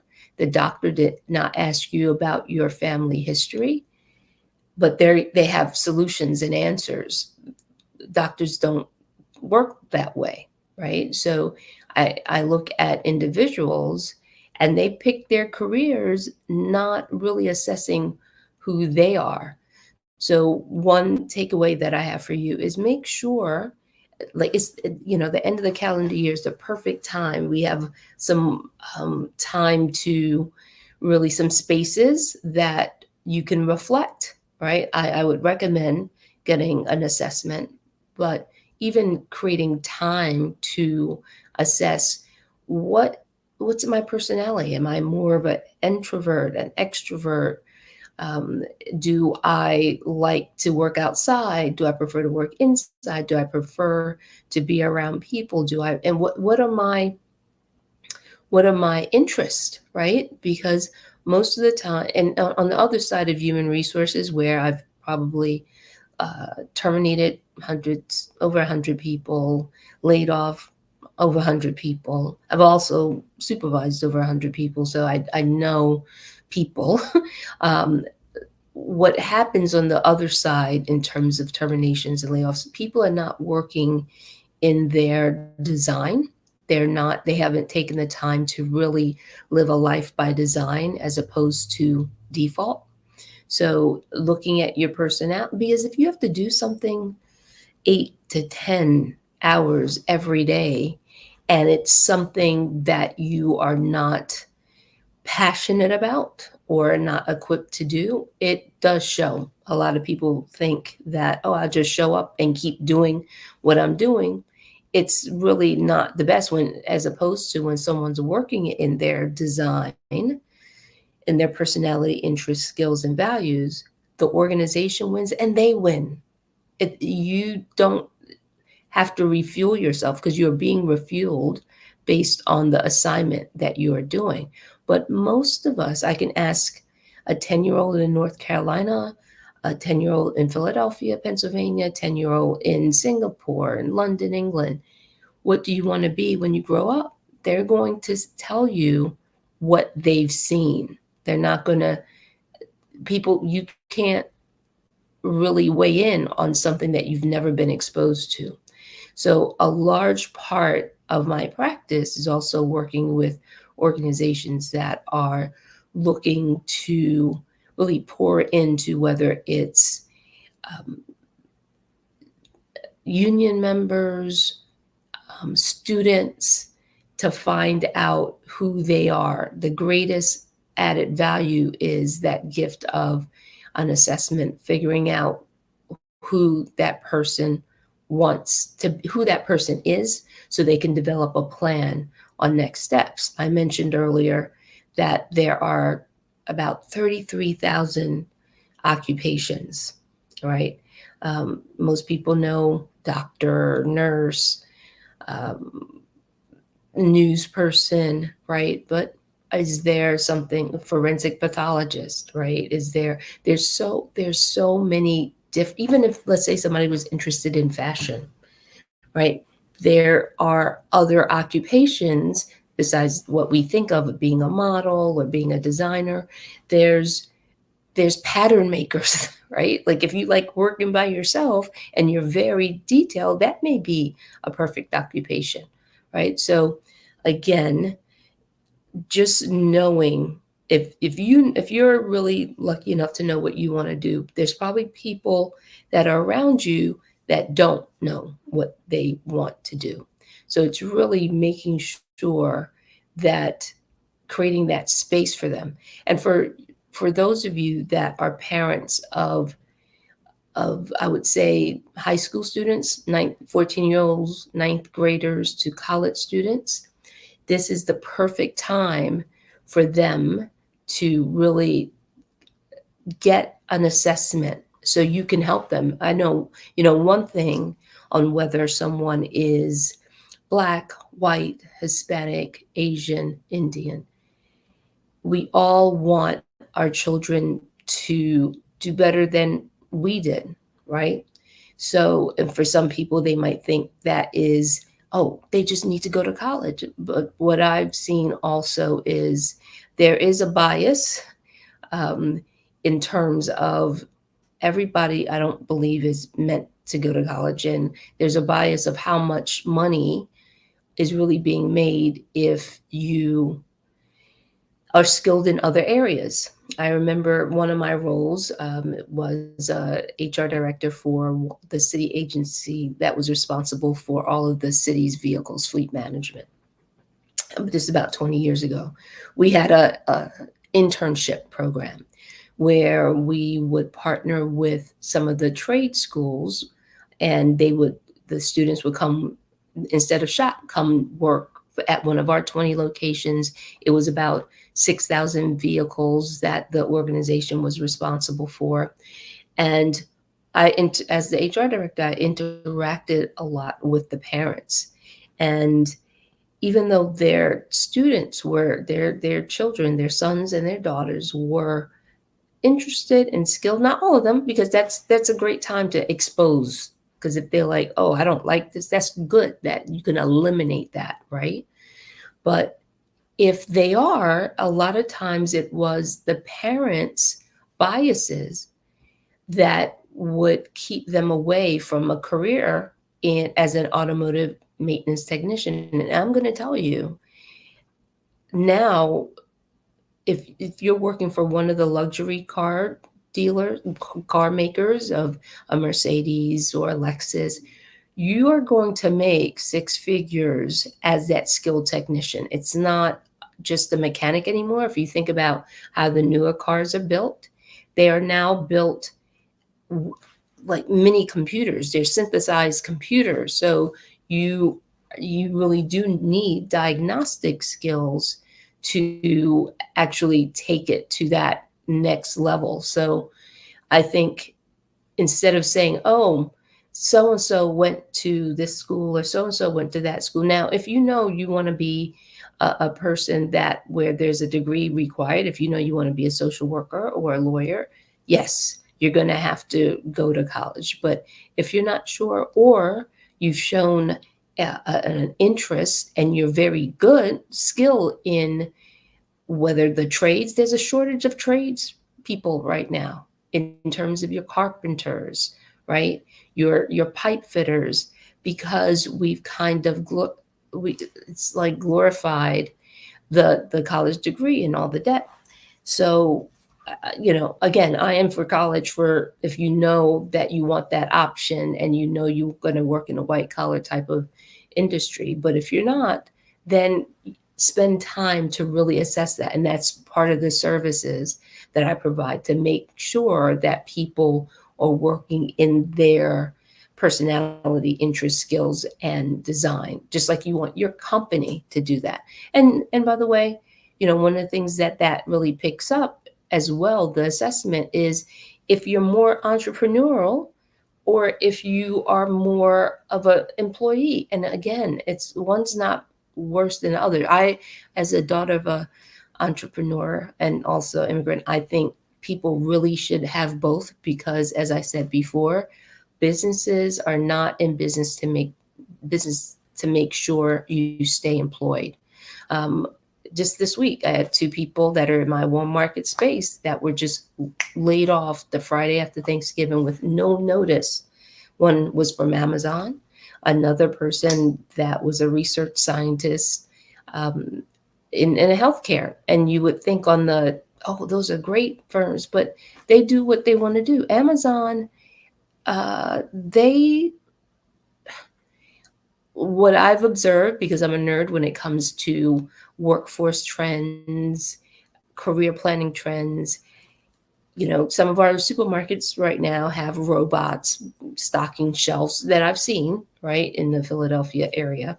And that's where things are going, because again, just like the things I talked about in terms of being that business owner and the risk, employees get hurt on the job. Employees don't come to work. Robots, they don't get hurt. They don't try to sue you.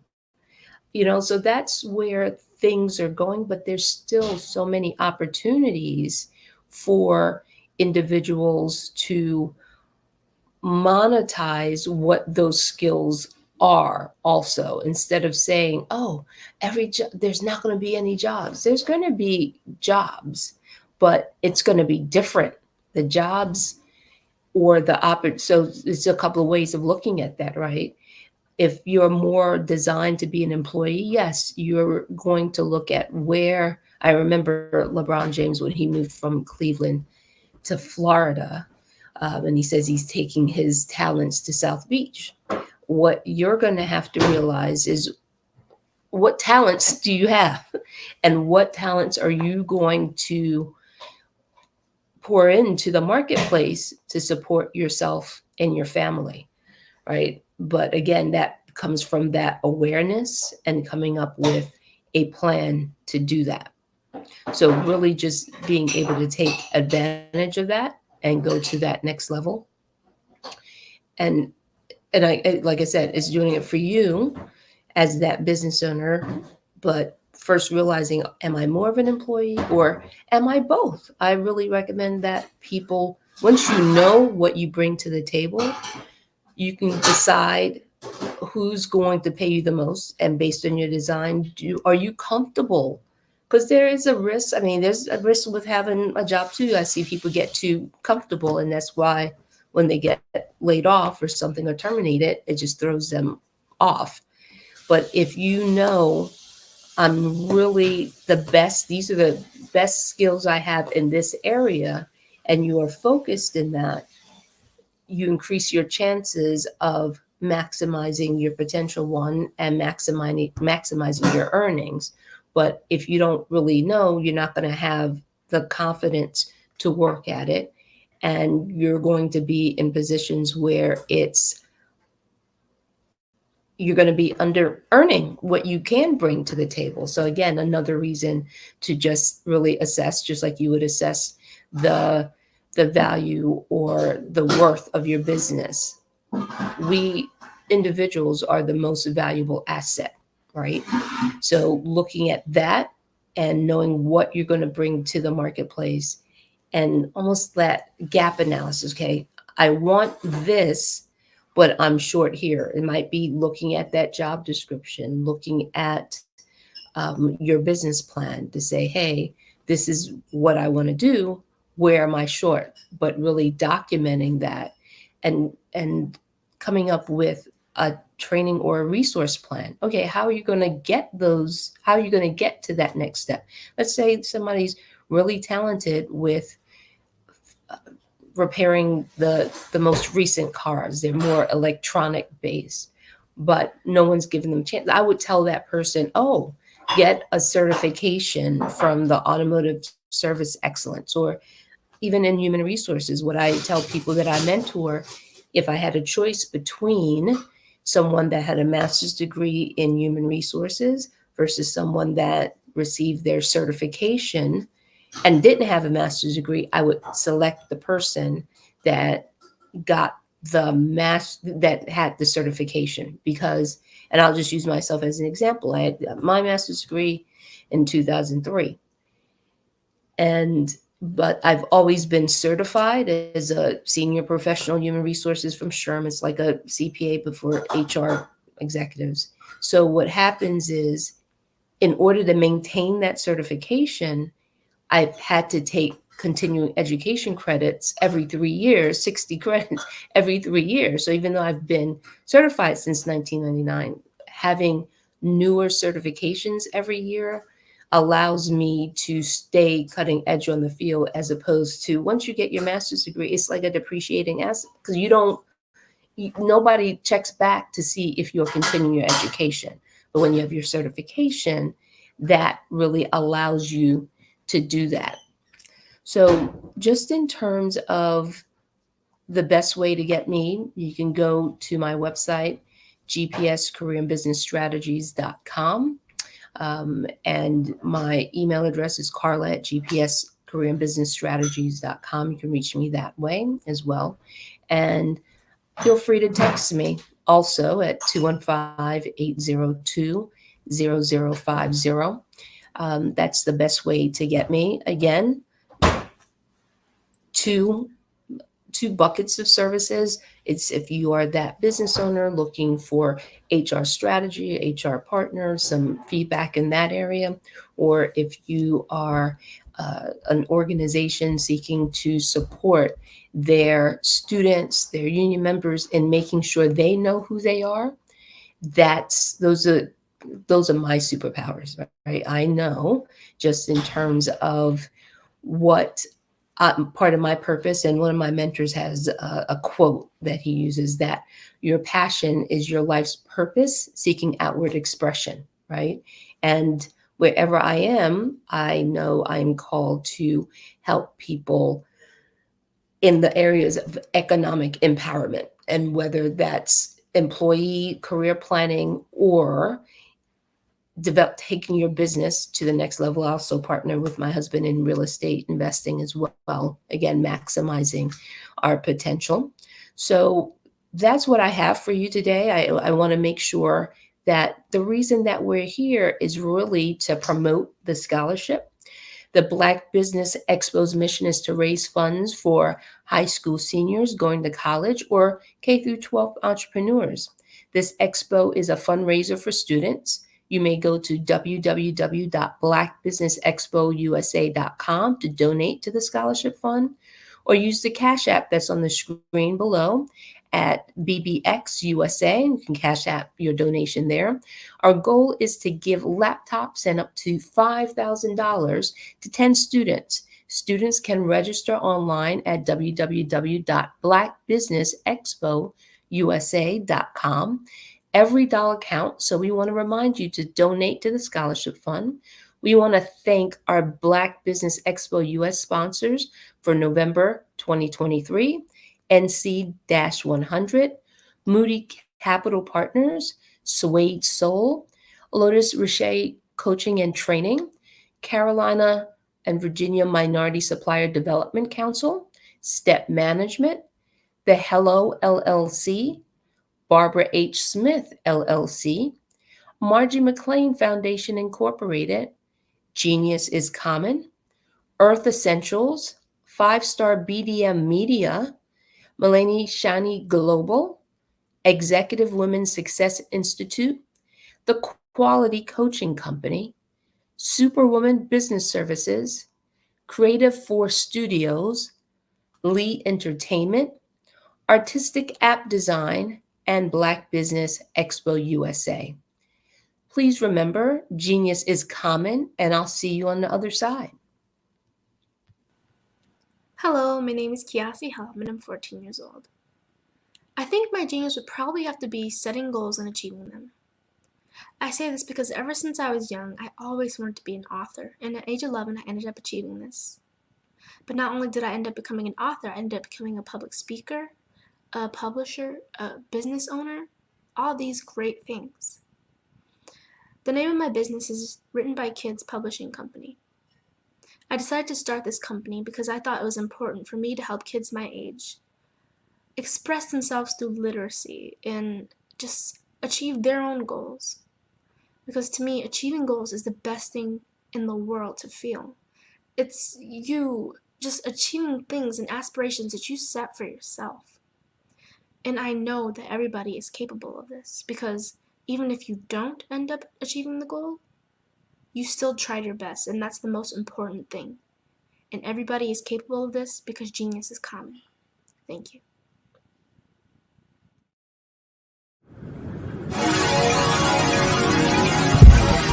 Hi, I'm Carolyn Wilson of Magnify Your Essence, and I am the Fearless Magnified Educator. I am a motivational speaker, an empowerment expert who educates, teaches, guides, empowers, motivates, and inspires women, men, and children of all ages.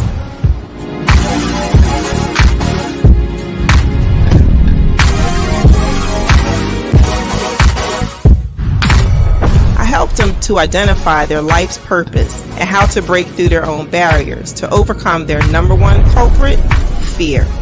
I'm the master of positive thinking and being able to strategically align your gifts and your talents with your purpose. My journey to finding your true you, and I want everyone else to find it as well. It's not about me, it's about you. So I've come to learn that to whom much is given, much is required. That's why we're here today. I am the creator of the Magnify Your Essence blog, the Women on the Moves Empowerment Network, the Power Hour Empowerment Series, the Beacons Light Women Retreat, and I host and sponsor the Philadelphia chapter of Survivors with Voices for Moving the Mass monthly series, including the Celebrating You Women's Conference. We want to be leaders, right, in our community, and that's very important because I've come to learn that to whom much is given, much is required. As a survivor of sexual child abuse and domestic violence, I am all too familiar with letting things hold you back, as that was once me, where I allowed fear to keep me from moving forward, but not anymore. At the point to where I'm at now in my life, I'm free. And I want to help as many people as I can because this is such a wonderful feeling. I want others to be free as well. So as long as you know that fear doesn't exist, then we're holding you back, right? That's how you can become a leader. That's how you can forgive. I want to equip everyone with the tools that they need in order to break those barriers, press onward, and move mountains. But this is my passion and my purpose. Fear has no longer become a factor for me, and I want fear to no longer become a factor for you. It's my time to live. It's my time to fly. My time.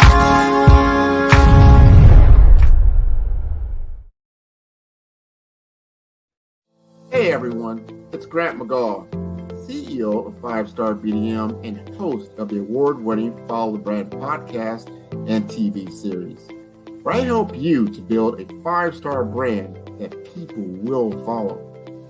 My genius is personal brand development through intelligent communication and helping you achieve your business and career goals. I am a requested speaker on digital technology and brand development issues.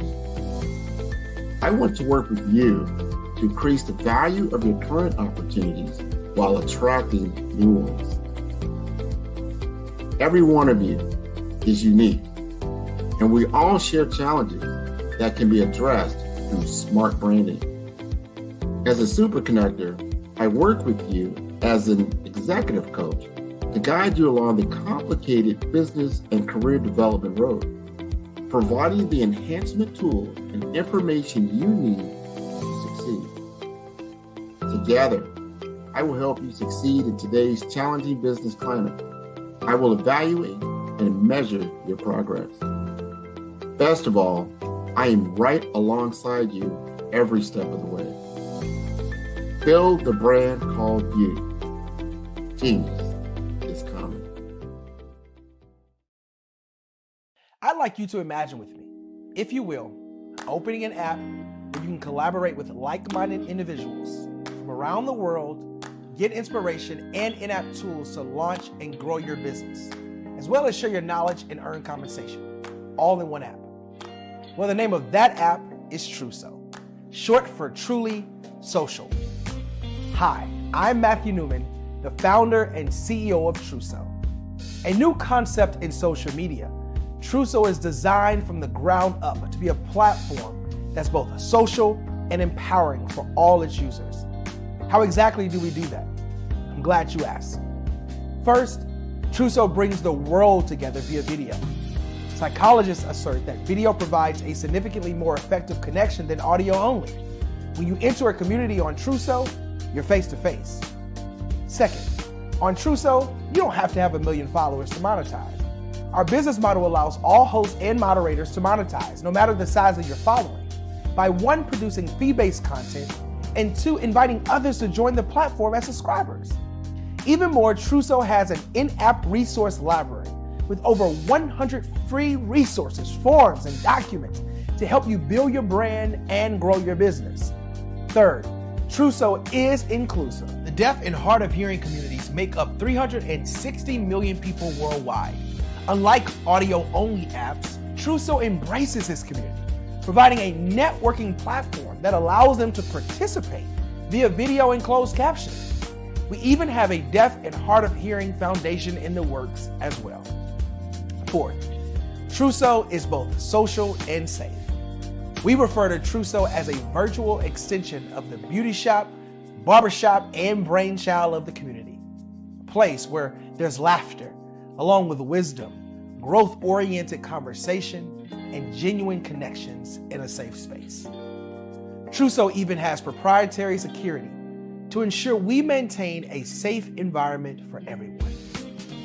Where are we at now? Truso is live, y'all. We've launched in beta and we're acquiring users daily. We have an incredible development and marketing team, plus amazing celebrity influencers at the table, helping us spread the word around the globe, beginning within the African diaspora and beyond by creating a safe space for growth, connection, and collaboration. We're truly excited about Truso. We've created something special for which there is a global market. And we invite you to embark on this journey with us as a shareholder. The future for Truso is truly bright. Join us and let's go there together.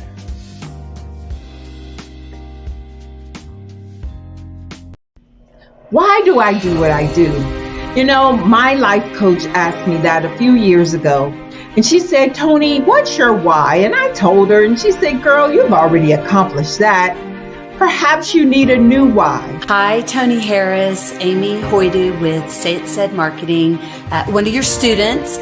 And just wanted to say thank you, Tony Harris, for spending so much time with me and giving me that boost in my business that I so drastically needed.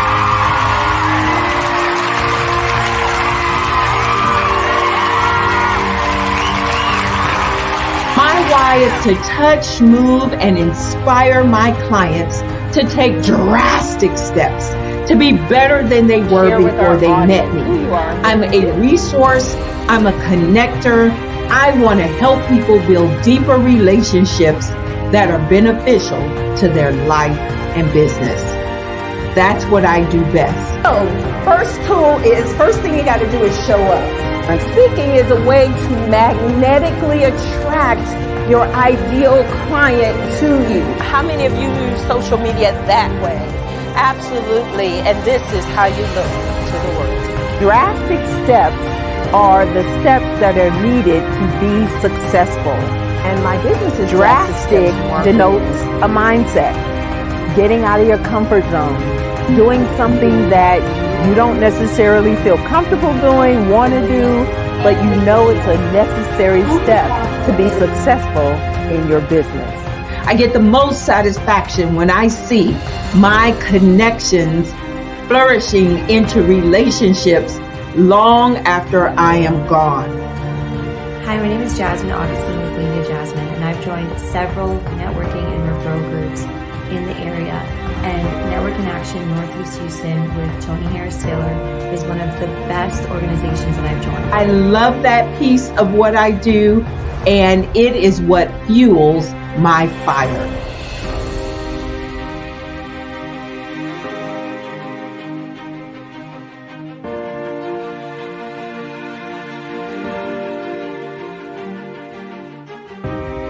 My name is Tony Harris Taylor, saying take a drastic step today for a fantastic tomorrow.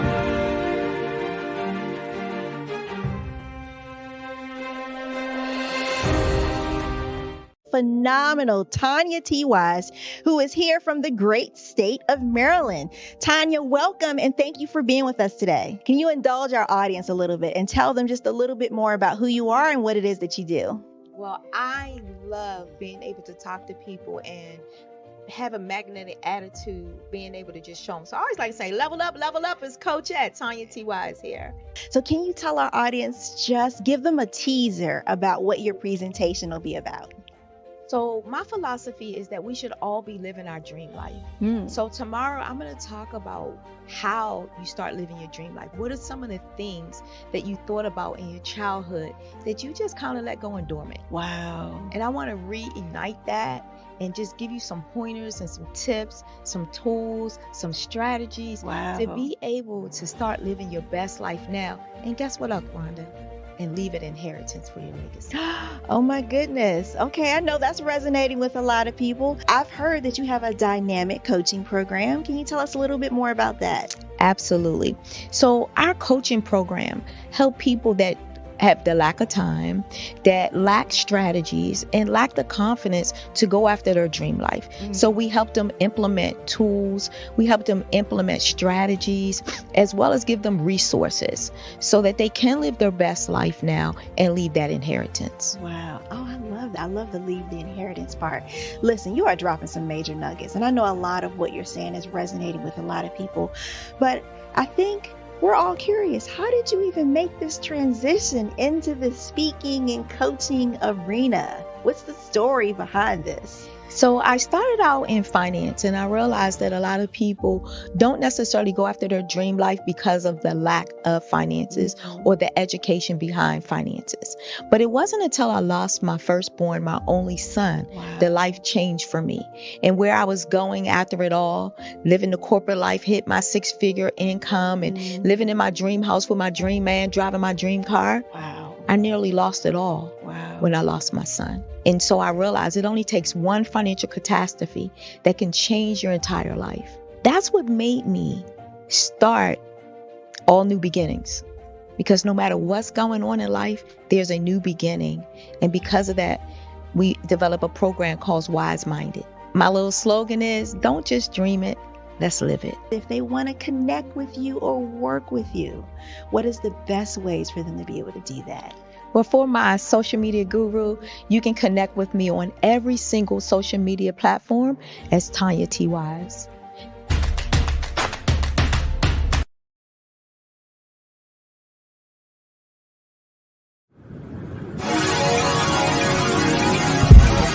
Hi, I'm Carolyn Wilson of Magnify Your Essence, and I am the Fearless Magnified Educator. I am a motivational speaker, an empowerment expert who educates, teaches, guides, empowers, motivates, and inspires women, men, and children of all ages.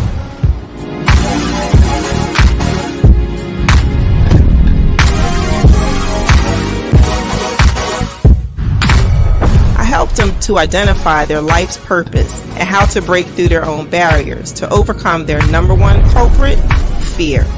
I'm the master of positive thinking and being able to strategically align your gifts and your talents with your purpose. My journey to finding your true you, and I want everyone else to find it as well. It's not about me, it's about you. So I've come to learn that to whom much is given, much is required. That's why we're here today. I am the creator of the Magnify Your Essence blog, the Women on the Moves Empowerment Network, the Power Hour Empowerment Series, the Beacons Light Women Retreat, and I host and sponsor the Philadelphia chapter of Survivors with Voices for Moving the Mass monthly series, including the Celebrating You Women's Conference. We want to be leaders, right, in our community, and that's very important because I've come to learn that to whom much is given, much is required. As a survivor of sexual child abuse and domestic violence, I am all too familiar with letting things hold you back, as that was once me, where I allowed fear to keep me from moving forward, but not anymore. At the point to where I'm at now in my life, I'm free.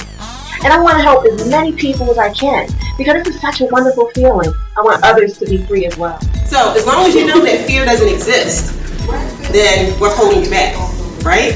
That's how you can become a leader. That's how you can forgive. I want to equip everyone with the tools that they need in order to break those barriers, press onwards, and move mountains. But this is my passion and my purpose. Fear has no longer become a factor for me, and I want fear to no longer become a factor for you. It's my time to live. It's my time to fly. My time. I'd like you to imagine with me, if you will, opening an app where you can collaborate with like-minded individuals from around the world, get inspiration and in-app tools to launch and grow your business, as well as share your knowledge and earn compensation, all in one app. Well, the name of that app is Truso, short for Truly Social. Hi, I'm Matthew Newman, the founder and CEO of Truso. A new concept in social media, Truso is designed from the ground up to be a platform that's both social and empowering for all its users. How exactly do we do that? I'm glad you asked. First, Truso brings the world together via video. Psychologists assert that video provides a significantly more effective connection than audio only. When you enter a community on Truso, you're face to face. Second, on Truso, you don't have to have 1 million followers to monetize.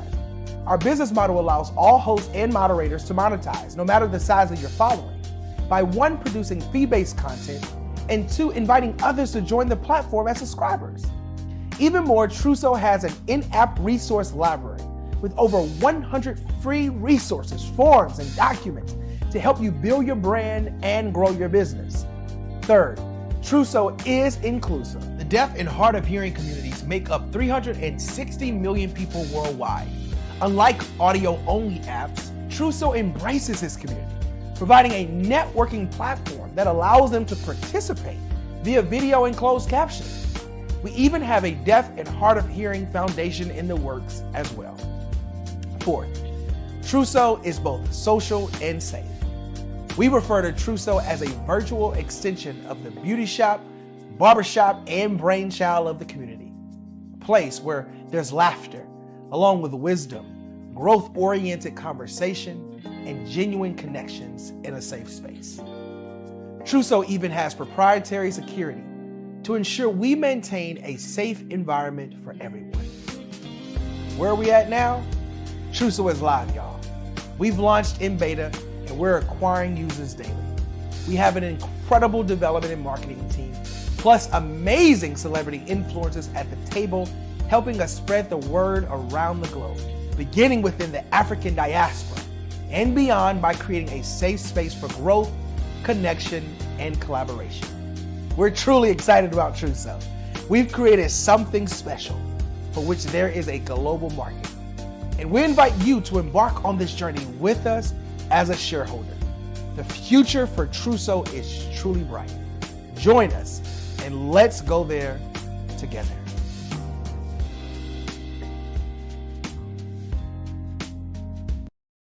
I am from Washington, D.C., but I was raised in Durham, North Carolina. I came to Durham when I was about 5 or 6.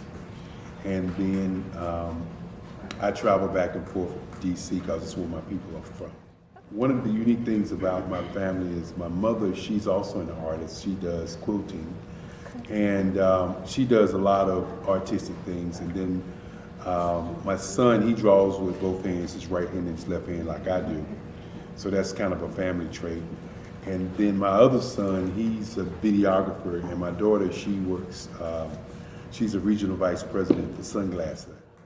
When you start out drawing and sketching, you want to continue to explore, you know, each avenue. I do pastels, I do pen and ink, I do painting, I do acrylics. I haven't done oils yet, but I try to do all facets of art. What I say to a lot of times to people is, you know, you can't put yourself in a box when you're an artist. You have to explore. And over the course of my life, I've tried to explore different mediums. I also do sculpture as well. I choose my subjects by the intensity that they have in their faces, or the intensity that somebody is moving, because I do more than portrait drawings. I also do I do abstract, and then I do figurative drawing also. Well, what happened in this particular show is that I started out trying to come up with something that would be a little bit different than what everybody else is doing. So I was working on a Barack Obama show, and they wanted me to do some paintings of Barack. And so what I did was, because of the deadlines, I kind of did it kind of fast. And then I realized when I was doing it fast, I enjoyed it. And so then I started doing other pieces the same way, and I started to enjoy those pieces also. And so I came up with this particular style. And it's a style of lines and colors. And what's interesting is that when I was in college, I did a show called Lines, Colors, and I talked about the boldness of the blacks, the hotness of the whites, and this is how this has come about, you know, later on in my life. And the colors comes from a lot of the entertainers that I work with, where they wear different colors. They don't wear, you know, your plain reds or your whites. They wear different colors, and so that's also another piece of what's giving me the colors. The subtitle of this show is Faces That Speak Life. That's real critical. Faces that speak life. Each one of these pieces is a life source and a life energy that's being put on display for people that are looking at them. You know, I always say in terms of my art, it's not important that I draw them. It's important what you get out of what I draw. You know, I don't try to just draw it because you like it. People wanted me to do prints. I didn't do prints. You know, people asked me to do different people, but the people that I choose are people that make a difference in the lives of people in the world. So the human landscape idea was, again, as I say, the lines represent your emotions, it represents your ideas, and it represents your journey as a human being. And that's why you get the different pieces and the different looks. And as you notice, I try not to do one look that looks alike another look. And that's what's the most important part of this show.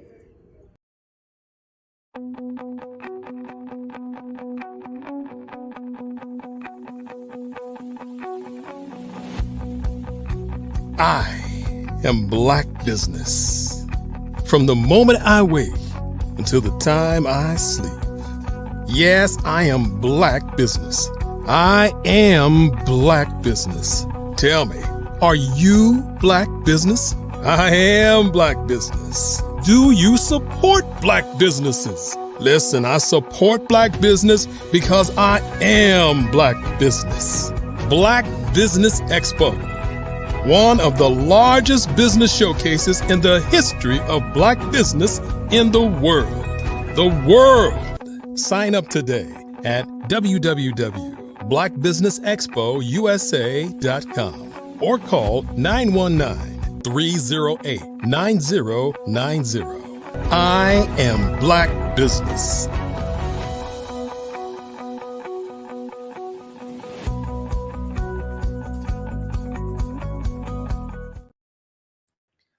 Good evening, business owners, entrepreneurs, thought leaders, and corporations. Welcome to the Black Business Network. My name is Marak Hicks, founder and CEO of Miracle Recruiting, LLC, and I'm your business moderator for this evening on the Black Business Network.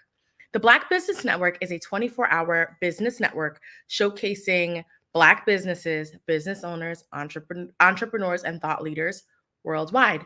We have speakers from North Carolina, London, Singapore, Africa, Japan, and cities all over the United States. The Black Business Network is a global community sharing its business knowledge to empower, inspire, and educate businesses about business. Our next speaker is Dr. Latanya L. Small. Dr. Latanya L. Small is the founder and CEO of LT Empowerment Incorporated, a consulting company with the mission of empowering women to live life with possibilities, power, and purpose. She offers facilitated learning and strategic development through customized services, workshops, coaching, and motivational speaking. LT Empowerment adds value to individuals by unpacking the root, reward, and relational impact of decisions and actions derived or planned experiences and transforms them into viable outcomes that render performance excellence and financial gains. As the CEO, Dr. Small has over 30 years of experience working with federal government, private, nonprofit organizations. She's developed, managed, facilitated, and evaluated leadership development programs, strategic planning, and organizational development for agencies that enabled her to be viewed as an expert. I introduce to you Dr. Latanya L. Small. Hi, Dr. Latanya. Hello, and thank you so much for that warm welcome. I got to change that bio, I'm telling you. No worries at all. And you have someone else speaking with you tonight, correct? Yes, I do. I hope everyone is ready because we're going to have a fireside chat. I am bringing forth Miss Karen Johnson to the stage. There she is. Yes. Hello, good evening. Good evening, Good evening. All right, ladies, I will let you take it. Genius is coming, and I'll see you on the other side. All right, thank you. So hello, everyone, and hello, my sister. Hello, Karen. Hello, Karen. Sister. We are going to talk tonight. I want everyone to get ready because we're going to have, the fireside chat is just a conversation. It's a conversation, if you can imagine, at your dinner table or at, on your living room, that place where you just get that knowledge, those nuggets. And that's what we're going to talk about tonight. But tonight, we are going to talk about Black married women in business. Yes, this is the Black Business Network, and we're going to talk about some business things, but we want to empower and provide some strategies focusing on what? The Black married woman, So I just want to set the stage. And Karen, I have some questions because again, this is a fireside chat. I want you to introduce yourself and talk about who you are, where you're from, and your expertise. But the question that I want you to start with after you finish your introduction is, what does it mean to be a Black woman? Not married yet, a Black woman. Ooh, okay.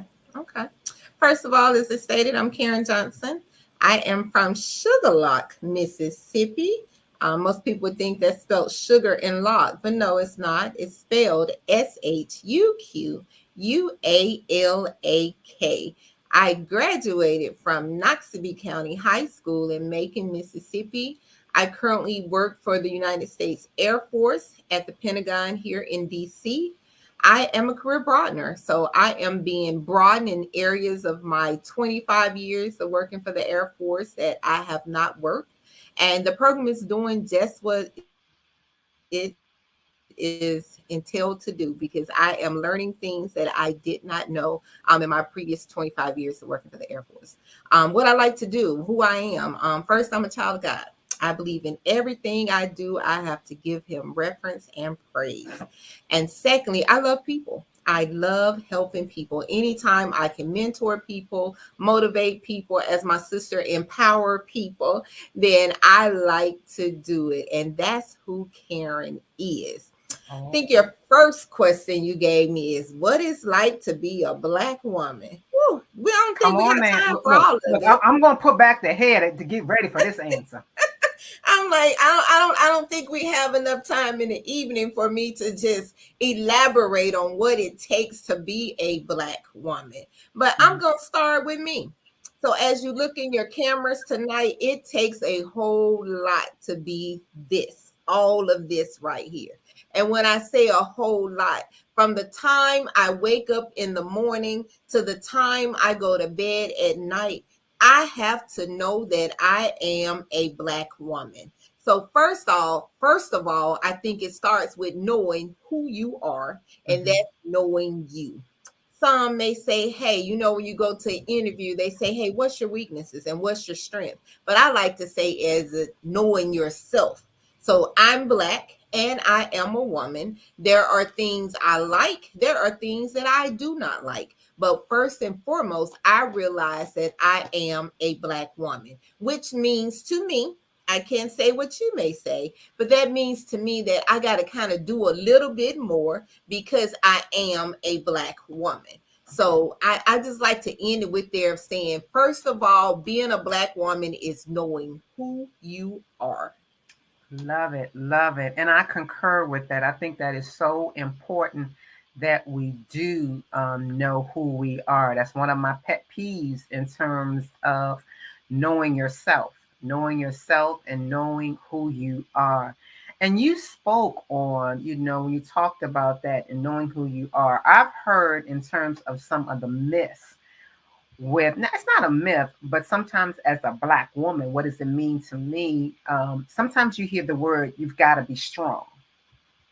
And I understand that in terms of being strong and always making ourselves available, the strong Black woman. But sometimes when you really think about that, and you know, and again, we're going to get to the married and the business part, but sometimes when we think about being strong, that carries on a heavy weight. That carries on a heavy weight when we say we always got to be strong. We always got to present ourselves. And sometimes we just need to unpack that. What does that really mean? Yes, I would say without a doubt, the Black woman is a strong woman, a strong entity in herself. She can fry up the bacon, put it in a pan, and do everything else. We can multitask. We can do X, Y, and Z. That is not the problem. But sometimes when you think about the word being strong, much is given and much is required. And so to be strong, that takes on a lot. And we don't sometimes want to say, like, I'm overwhelmed. I was in a meeting yesterday to the audience when we were talking about certain things, and the word help, H-E-L-P, the word help is something that sometimes we don't address, that as a Black woman that we need help. We are fix it to everybody, but how are we helping ourselves? And it's okay to say, look, I am at my mental capacity today. I cannot do this anymore today. It's okay to take some time out. I always find, and I just got back from a nice Thanksgiving cruise vacation, and flying before the flight takes off, you always hear that in case of cabin pressure, make sure you put the mask on yourself before you help someone else. And I think as Black women, we want to help everybody. We want to help the village and everybody, but we have to make sure that we are helping ourselves. And asking for help. Help is not a bad word. Sometimes we can be overextended. And I think that is one thing in terms of our credibility as being versatile, you know, as being out there. I think we need to kind of be mindful of, yes, we are strong, but sometimes that comes at a price. So what do you think about that in terms of, because sometimes as a Black woman, we are labeled very strong. And again, like I said, I'm not negating that, but that does come at a price. So what do you have to say about that, Karen? Just kind of chat about this. So what do I have to say about being a strong Black woman? Is that what you're asking? Yes. So being a strong Black woman comes with a price. Like anything, you don't get to just have a title and not have worked or constantly have to work for that title. So being strong as a Black woman, we have 50 billion things that's going on in a day.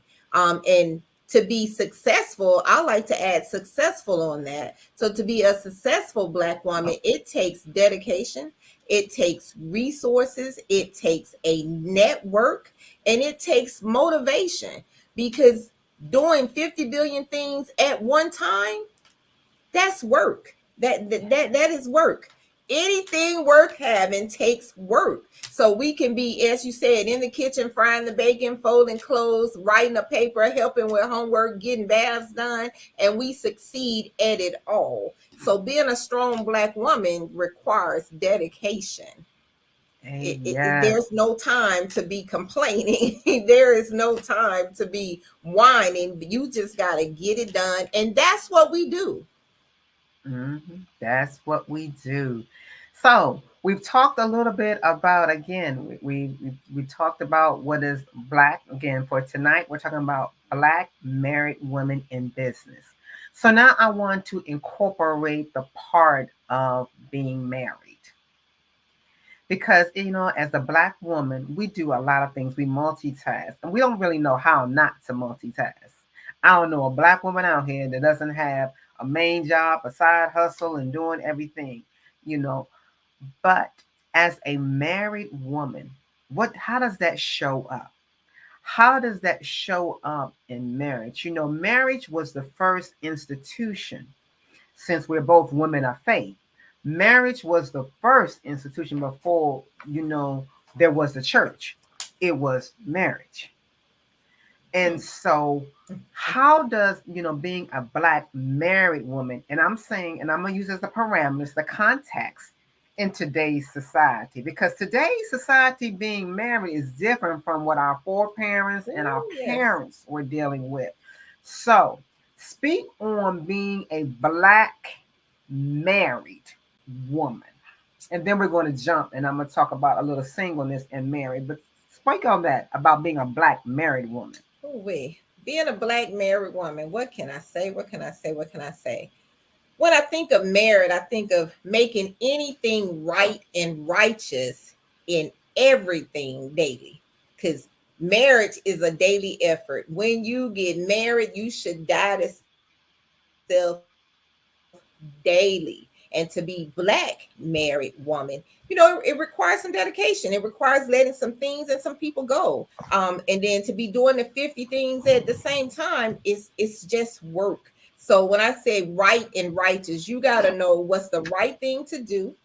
When it's not the right thing to do, you got to make sure that as a married Black woman, and I'm not going to just, we're focusing on Black, but as a married woman at the same time, there's work. So if I had to say anything to any woman about what to do, is to make it right and die daily. Yes. I like what you said. And then again, this is the beauty of a fireside chat. I always tell people that you have to choose to be married. Yes. You have to get up every morning and make that decision, because the thing that you love could be the same thing that kind of pulls you apart. The thing that you loved about your spouse is the very same thing that you can have issues with. And so you have to understand, first of all, going back to our first thing about who you are. Yes, because there's some parallels of being a Black woman and being a Black married woman. And so I do believe that when you look at marriage, and it all depends on how your frame of reference, how are you framing it? Because when you're looking in terms of marriage, because the two are coming, one are coming to two. Well, two are coming to one, basically. Two are coming to one. And it's the same thing as we're going to move on in terms of business, because there's some parallels. Because if you are not sure of who you are as a single person, before you become an entrepreneur, a business person, you see where I'm going? Before you say I do to the marriage and to your mate, there's going to be some conflict, because you have not done your research. You don't know who you are. Are you looking for something that's going to complement you? Are you looking for something that's going to complete you? Because it's two different things from complementing and complete. And I think people get it confused. As you just said, some people get married to feel that, oh, I want somebody to be able to support me. Or some people get married to say, I want someone to make me happy. One of the things you have to already know in getting to know self is that you got to be able to take care of yourself with or without that spouse. because you don't want it where someone is just supporting you. You want to support each other. And then that's part of getting to know who you are and what you need to do just for you before you can be able to add someone else into it. And then after that, you need to have that whole mindset that is not about you anymore. When you get married, every decision you make, everything you do, you have to think about someone else. And if you're not ready for that, then marriage is not for you. Absolutely. Now we're going to see there was a method to always my madness. So we talked about the Black woman. We talked about the issues of being a married woman. Now jumping in that into the arena of a business, business, because there are some commonalities in that. And we've talked about that in terms of understanding who you are and being complete in your own self and dying and making sure that you are ready. Because before you even get married, you got to be ready for that, because it's going to be some great days and there's going to be some rainy days. There's going to be some hills and there's going to be some mountains. And you can't, the first time of adversity, the first time something doesn't work in your own business, when something doesn't go right, you can't say, I'm done. No. You've got to continue on. You've got to have that staying power. You have to say every day, as a Black married woman in business, this is my purpose. I am here to stay. Same thing you got to do in your marriage. And you got to have that communication, because you're not doing it. No. This conversation, what we're talking about, is a Black marriage. As a single person, I can do a lot of things by myself because I don't have that accountability to call and be like, is this okay? But as a married person, oh, you better check with your spouse. I'm doing it. What? So talk about what I wanted. My question now is going to, because I know that you do a lot of other things. You talked about what you do at work and some things, but you also do things outside. And that's still a business. That's still a business. That's still your purpose, your calling, however you want to categorize it. So tell me, as a Black married woman that is doing her thing, because I'm going to give you that. You're doing your thing. Thank you. I want to first talk about, what are your glows? Glows are those things that have worked extremely well, that you're so proud of, those accolades. What are the glows to being a Black married woman in business? What would you say in your calling, your purpose, whatever it is, whatever that business is? What are some glows that you have experienced that you can share some nuggets with? If I had to mention one glow as a Black married businesswoman, it would be networking. I think in order to be successful in anything, you have got to have a circle of like-minded people and a circle of unlike-minded people. Because those unlike-minded people are going to give you that motivation and that energy you need to be able to do more than what you're doing. Those like-minded people are going to be able to say, hey, look, this is what I did when I needed a grant, or this is what I did when I needed a business plan, or this is what I did to be able to market my business. So they're going to give you the resources that you need to be able to work your business. But also, one of the positive pieces from that is you have got to know how to communicate. You guys have heard, hey, closed mouth does not get fed. You can't sit in a room or sit in a circle or sit at a table, as I like to say, and not ask for what you need, because people are trying to get the same thing you're trying to get. So being a Black woman, you've got to open your mouth and say what you need and be able to communicate it in a way that the person can understand. You know, word and communication is everything. You can say a whole lot, but if you're not communicating it correctly to the right person or right people, then you just wasted your time and their time. So if I had to talk about a gloat, then it would be the networking piece and how I can just connect people and just being resourceful. I love it. Now, let me ask, and I respond similar to that in terms of a glow that I see as a Black married woman is in terms of the community. Again, the network and the support. I have met several fabulous Black married women, businesswomen who have poured in, who have networked, who have developed a village, that we are not in competition. I'm going to say that again, There that you we go. are not in competition. I'm going to Yes. say that 3 times. We are not in competition because we understand our purpose. Yes. And so that community has been very great. And I now echo that has been a glow in that you are not out here by yourself, that there is a community that is saying, hey, I've done this and let me show you how you can do it too. So I'll echo that. Now, in terms of the glows, let's talk about those things with the grows.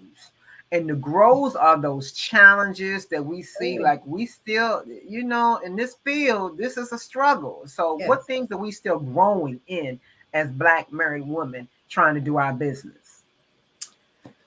If I had to think of something that I'm still growing in this phase, I think it would probably be more of trust and trust in people. Not to say that there's just no trust, but I'm longing for that piece to be able to know who to trust, when to trust, and how to trust, because that is very, very important in your marriage, and that is very, very important in your business. You have got to know those people that no matter what you need, when you need it, or how you need it, that you have those that are in your hand that you can reach out to trust. And that would be one of the parts that I am still trying to build, that definite, I'll say, group of people for trust. And I have some that I can trust. Let me make sure I put that in there. But just to be able to just have that niche of trusting, then that's the part that I'm still learning and working on.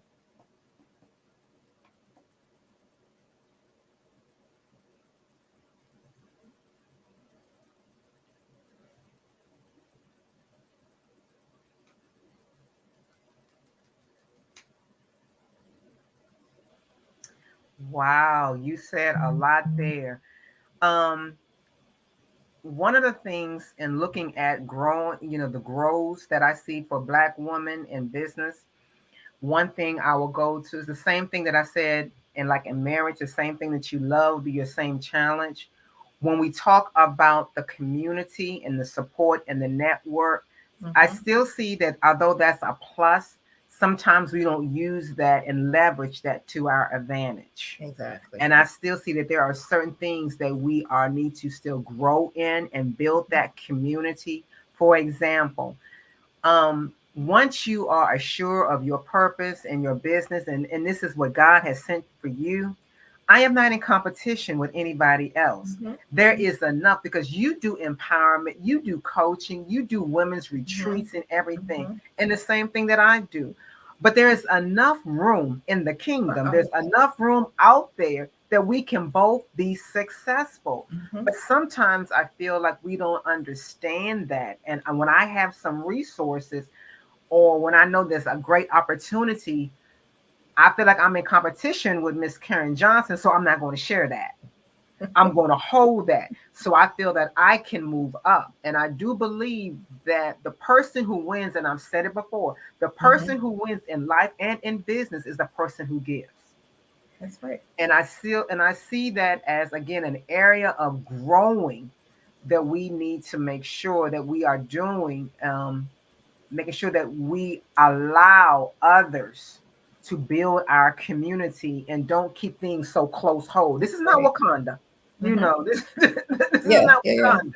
We need to be open. I also see, and I want you to speak on that, I also see the importance of boundaries and time management.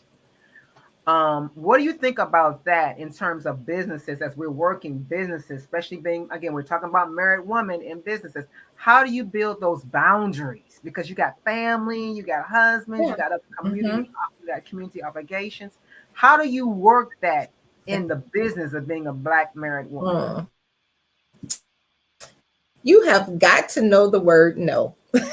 You have got to know when to say no and how to say no. So it may be, for instance, you call me and say, hey, Karen, I need you to speak for me on Thursday night at 6 o'clock. I'm knowing that Thursday night is date night with my spouse, or I'm knowing that Thursday night I have a paper that I'm trying to complete for this grant. As much as I would want to help my sister, I have to say no. But there's a key to that. You don't just say no. You also say, hey, sister, I have to tell you no at this time. But hey, what about next Thursday? I have a paper I'm trying to do that I'm trying to get this grant for my business. My husband and I have already planned this date night. But hey, next Thursday, I got you. So you just don't constantly say no, but you follow no up with the time that you can be able to help your sister out in the future. So it's okay to say no, but it's knowing how to say no. So part of those boundaries is saying no, but also following up to be able to help that individual. Yes. Now, do you see any? And I love that, because I think no is a complete sentence, and after no, you don't need really any explanation. And everyone in every language. How about this? Everyone in every language understands the word no. Yes. I can say it in different language, different tongues. No is its own complete sentence.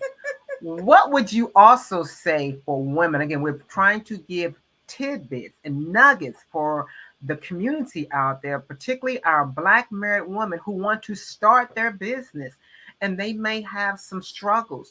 What would you say some of your own lessons learned as you have started up? Again, you've done a lot of things, even in the industry and outside the industry.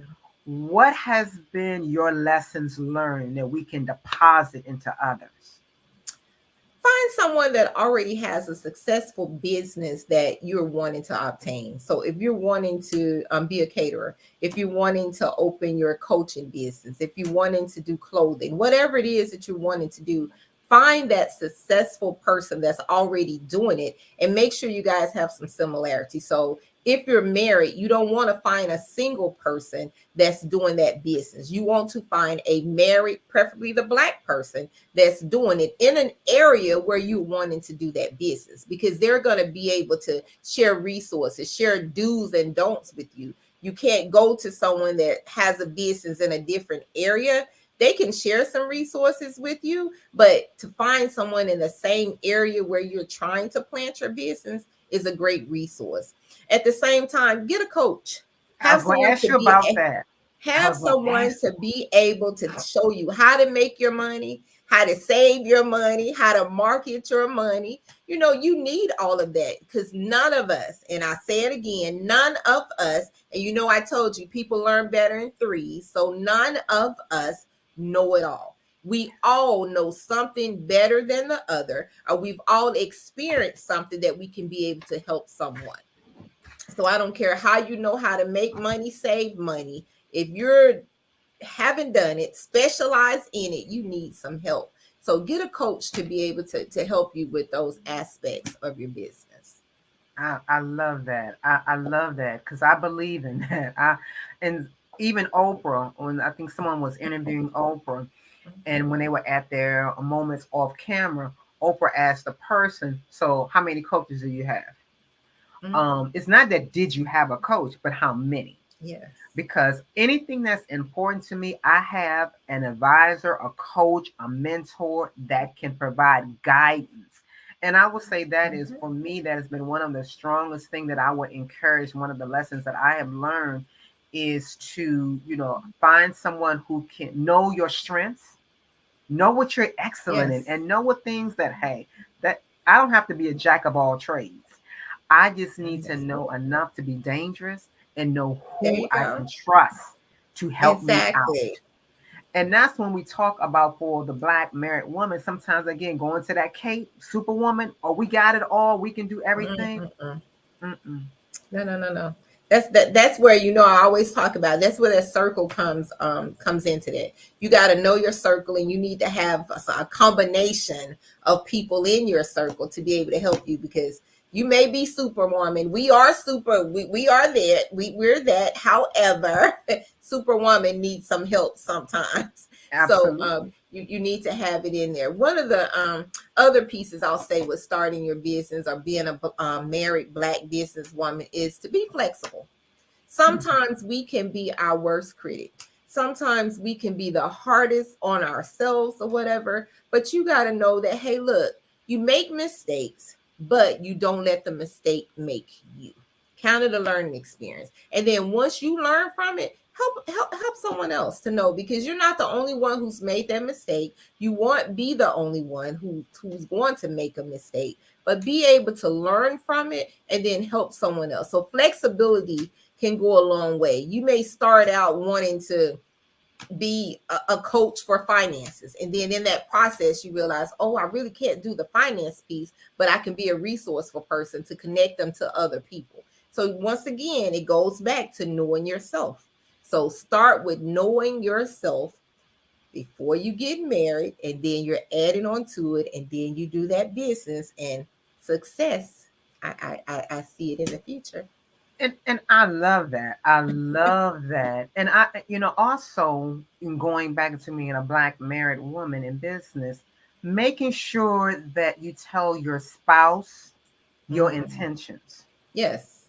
And sometimes, it may have come up to you while you're in your marriage, but you have that conversation, be like, hey, hon, I would like to start a business. What do you feel about that? Because there's going to be some impact in the family. Yes. And definitely one thing that we have all learned when you talk about money, is this a hobby? Because we're talking about businesses. We're not talking about hobbies.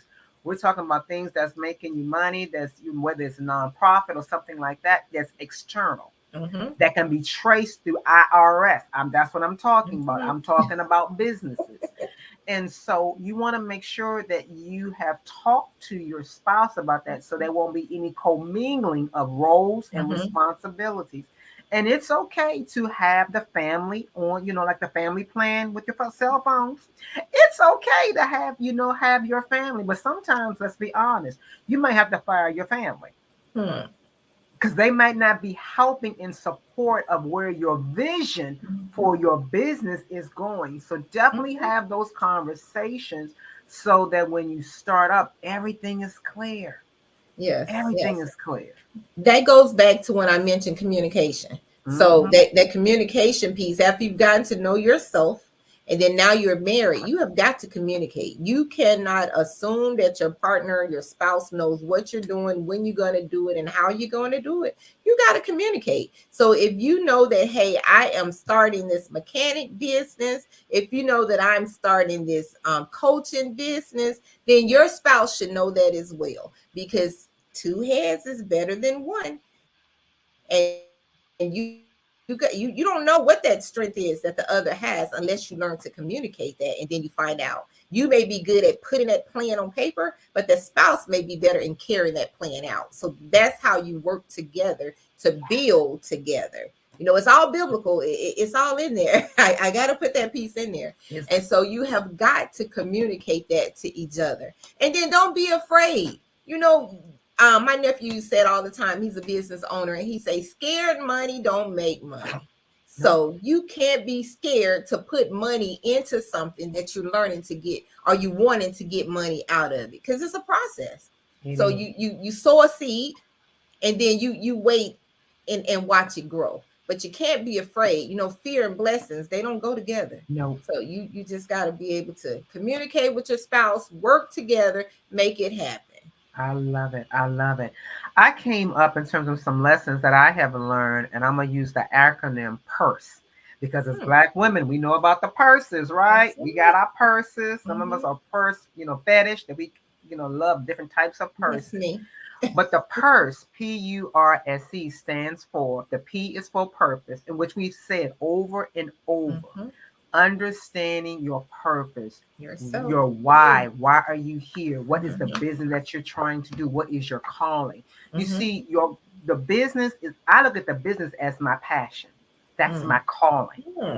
Yes, it's going to have some ups and downs, but I do it because that's my gift. That's what that's my niche. That's the problem. And I will give you this extra nugget. Your business should be solving a problem. That's why you're in business. What problem are you solving? What problem are you solving that someone that needs that service? Because if you're not solving a problem or a need, why are you in existence? For example, Karen, you have started a prayer group, a prayer call, landing to a retreat. You've got other things going because it came out of a need. There you go. Who came out of a need of a problem that needed to be addressed, and other people had that same similarities, that same problem, that same issue, and the community developed. You solved that need. Yes. And so I would say for Black women, married, unmarried, make sure that you understand your purpose and understanding what need are you solving. The U is for utilizing your voice. We talked about that. Your voice. Yes. Your voice and also your presence. How do you show up in the room? Are you angry? Do you how do you show up? Even when you are virtual, do you look good? Karen has already said when she came up, look, it took a lot. Look at this. Look at the package. We liked it. How do you show up? And check this out. You need to show up, intentionally and unintentionally. When you go to the grocery store, how are you showing up? Don't have that bonnet on your head. There you go. Let me get these other 3 in. The R is for resources. There are plenty of resources out there for Black women, married women, resources. Use the web. There are plenty of resources that can help you. The S is for your self-care. Women, let's take care of ourselves. Yes. Yes. Self-care is a requirement. It's not an option. It's a requirement. And the E, have empathy. Empathy. Have compassion. That's how we can level up and be successful women. But you know what? I love it because my sister right here, Karen Johnson, love. Love. She is a married woman doing her thing, being successful in her business, and is sharing everything. She is utilizing her purse in this. I love that. Thank you so much, ladies, for talking and for sharing this evening. So before I let you guys go, where can people find you both? Karen, where can we You can find me on Facebook, Lisa Karen Johnson. Look me up. I'm on there. You'll see all of it. Look, research it. Research me out. I leave you with the thing to say, hey, get to know yourself. Marriage is a beautiful thing, and business is constantly growing. All right. I love it. All right. And you can find me. You can always email me at info@ltempowerment.com. I'm also on my website is ltempowerment.com. And you can always Facebook me and Facebook and IG, ltempowerment.com. Love to hear. We are both in the business of helping people get to the other side. Awesome. Alrighty, ladies. Well, thank you so much again for taking the time to join us this evening. Genius is coming, and I'll see you both on the other side. Thanks. Thank you. The Black Business Expo's mission is to raise funds for high school seniors going to college or K-12 entrepreneurs. This expo is a fundraiser for students. You may go to www.blackbusinessexpousa.com to donate. To donate to the scholarship or use the Cash App $BBXUSA. Our goal is to give laptops and up to $5,000 to 10 students. Students who are interested can register online at www.blackbusinessexpousa.com. Remember, every dollar counts, so we want to remind you to donate to the scholarship fund. I also want to thank our BBX or Black Business Expo USA sponsors for November of 2023. Those sponsors are NC100, Moody Capital Partners, Suede Soul, The Hello LLC, Lotus Roche Coaching and Training, Carolina, Virginia Minority Supplier Development Council, Step Management, 5-Star BDM Media, Barbara H. Smith LLC, Marjorie McLean Foundation, Genius is Common, Earth Essentials, Mullane Shania Global, Executive Women's Coach Success Institute, The Quality Coaching Company, Superwoman Business Services, Creative Force Studios, Lee Entertainment, Artistic App Design, Black Business Expo USA, Genius is Common, and I'll see you on the other side.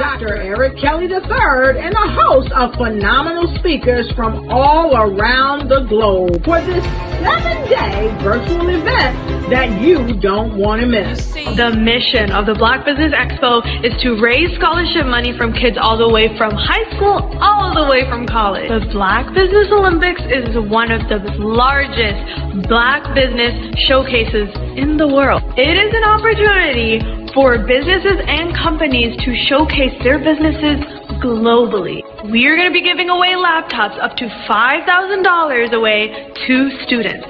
Again, I'm Olivia Appleberry, the founder of 2 Cents Finance and one of the speakers for the expo. I am so excited to see you there. For more info, go to www.blackbusinessexpousa.com or call 919-308-9090 and hope to see you there. I am Black business. From the moment I wake until the time I sleep. Yes, I am Black business. I am Black business. Tell me, are you Black business? I am Black business. Do you support Black businesses? Listen, I support Black business because I am Black business. Black Business Expo, one of the largest business showcases in the history of Black business in the world. The world! Sign up today at www.blackbusinessexpousa.com or call 919-308-9090.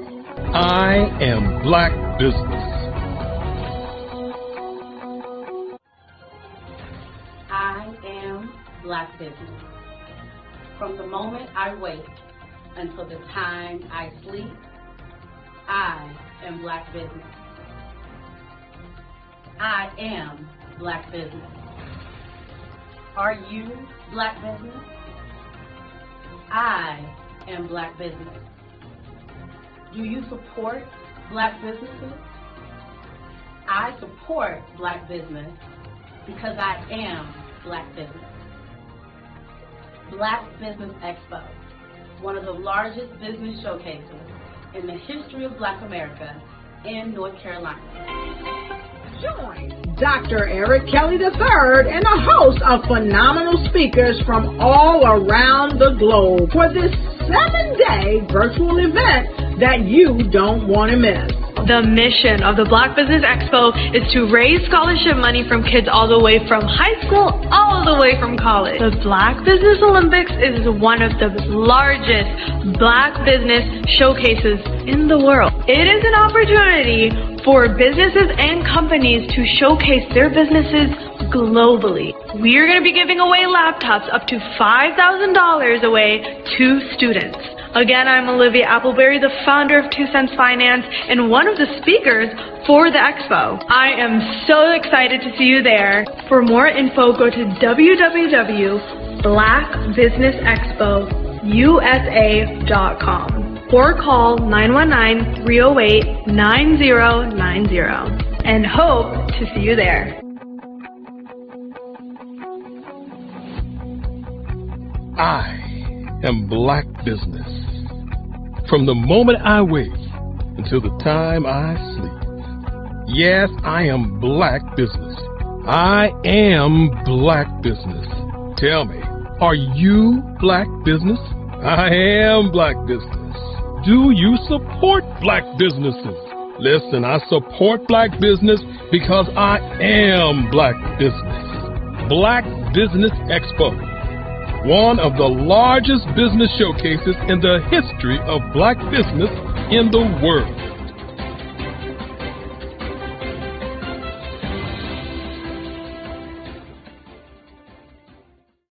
Follow the Brand TV broadcast host, Grant McGaw, as he visits with top executives and entrepreneurs to find out their secrets of success with their personal brand. Follow the Brand TV broadcast host as he focuses on brand development to build better relationships, bring value to your business, relationships, and career. You will enjoy listening to each episode that is tailored to speak to you directly. If you're looking for this type of clarity in terms of building your brand, you have tuned into the right station. Each episode will help you to shape a conversation in the 5-star BDM network of 20,000 professionals and become a springboard for your corporate engagement and business opportunities. Each guest will frame their story in the areas of personal branding, business development, career development, financial empowerment, and technology innovation. Grant McGaugh explains why he is the CEO and owner of his own professional career. Grant is an accomplished business leader and entrepreneur who wants to give back to individuals to grow their personal brand strategy. Tune in as he weaves his story about new possibilities, while to you exceed expectations. If you love storytelling, this show will make for fun. Hey everyone, it's Grant McGaugh, CEO of 5-Star BDM and host of the award-winning Follow the Brand podcast and TV series, where I help you to build a 5-star brand that people will follow. My genius is personal brand development through intelligent communication and helping you achieve your business and career goals. I am a requested speaker on digital technology and brand development issues. I want to work with you to increase the value of your current opportunities while attracting new ones.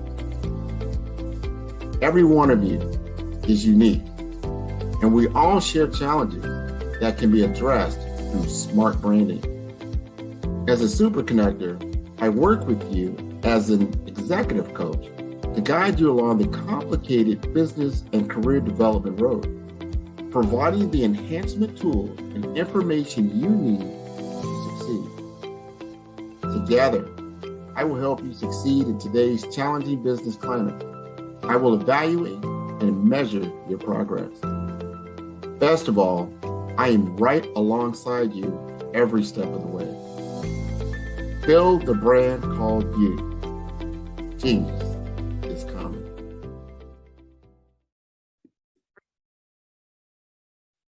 Hello, I'm Dr. Madeline Ann Lewis, President and CEO of the Executive Women's Success Institute. And my genius is helping women accelerate the path to success. You know, I was blessed to have strong women in my life who encouraged, motivated, and pushed me to do my best and to never even think about giving up on my dreams. So I say to women, we must show up to rise up. We have talents and potential, but who will see them if we don't speak up and get noticed? I know that women are a tremendous resource on this planet, and there is nothing more fulfilling than helping a woman tap into her full potential. I do this because I want to be a part of helping as many women as I can to show up, to rise up. I do this because genius is common.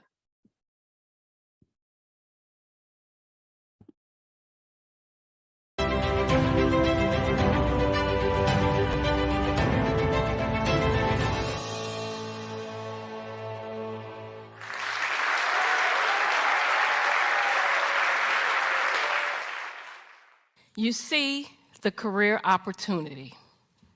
You feel it's yours. After all, you're well qualified, but you don't apply. You feel stuck and can't move forward in your career. I've learned as a 10-year career strategist, we must learn how to show up. To show up, we will rise up. We have an amazing resource on this planet, a resource with tremendous potential. That resource is us, women. Far too many of us, when we want to rise up and advance in our careers, we hit an invisible barrier. It's called the glass ceiling.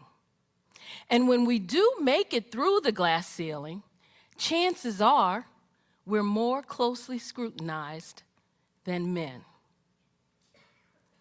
As women, we face more barriers to promotions in many organizations. However, I've discovered the biggest barrier, believe it or not, is ourselves. As women, we often hold ourselves back.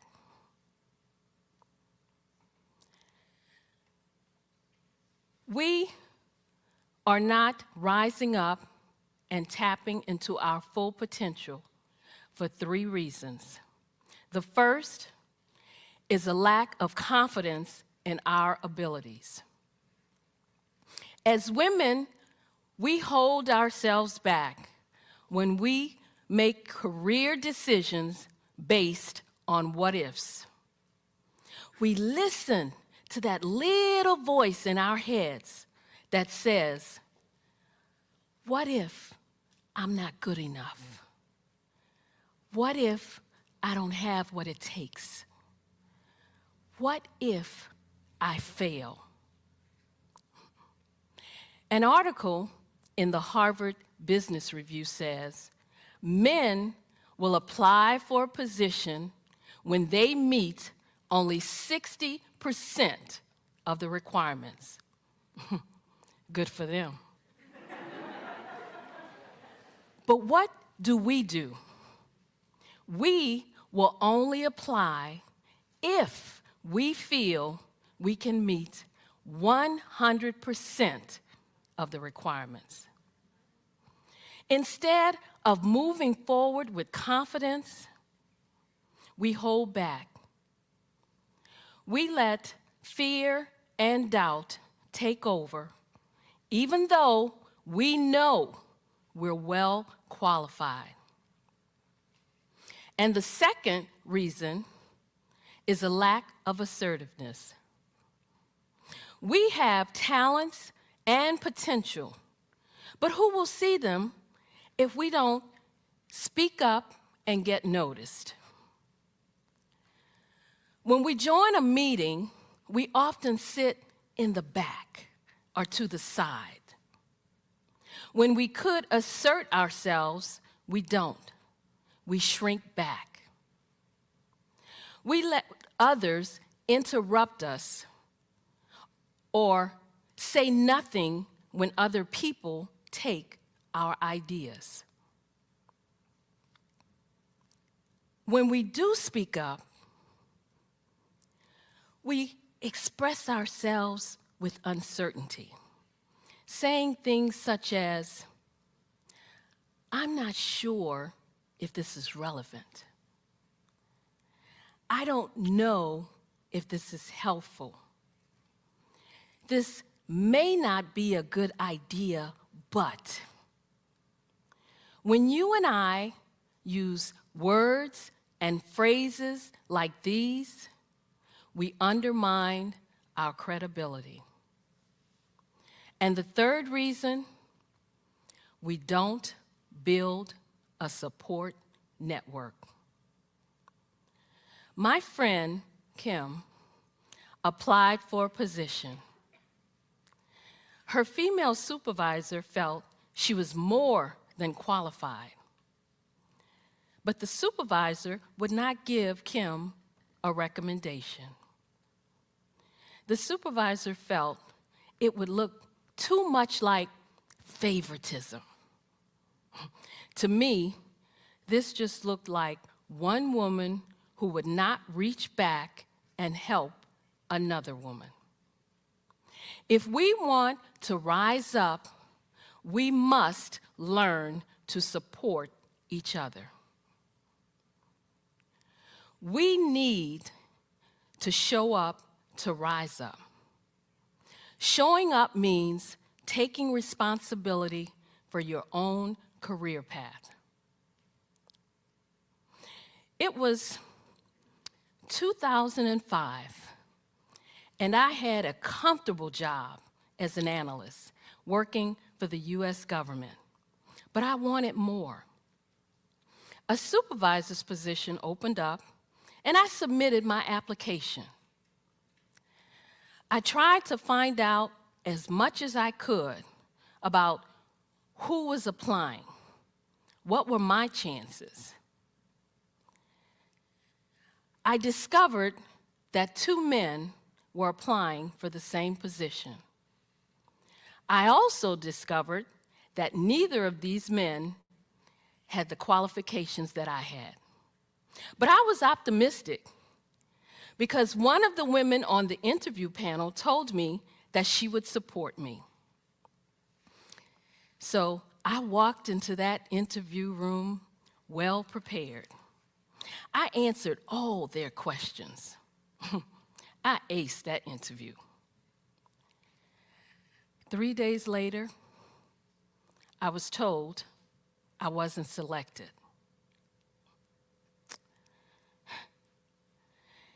Not only did they select the least qualified one, they selected someone who didn't even belong to the organization. I was shocked. I was hurt. I was angry. I thought, how could this be? It was like a slap in my face.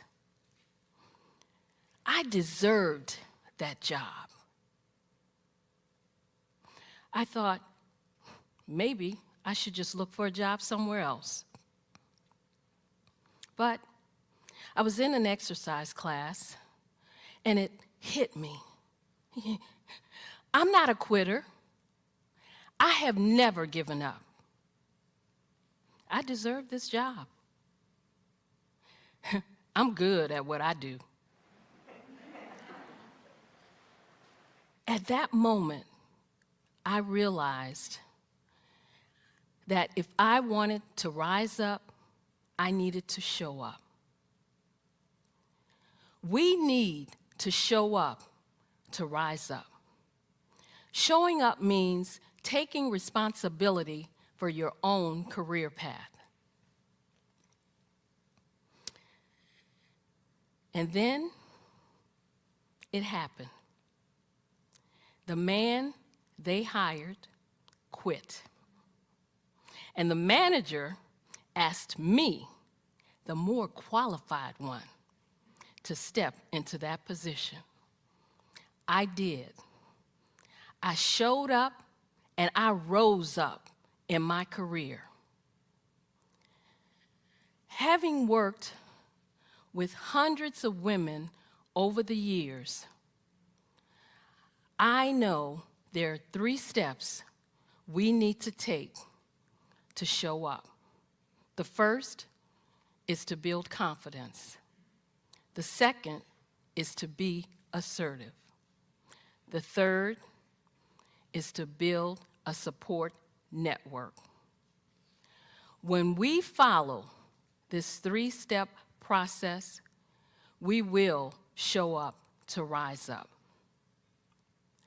When we rise up and tap into our full potential, as women, you and I will contribute more to our organizations, more to our families, and more to our communities.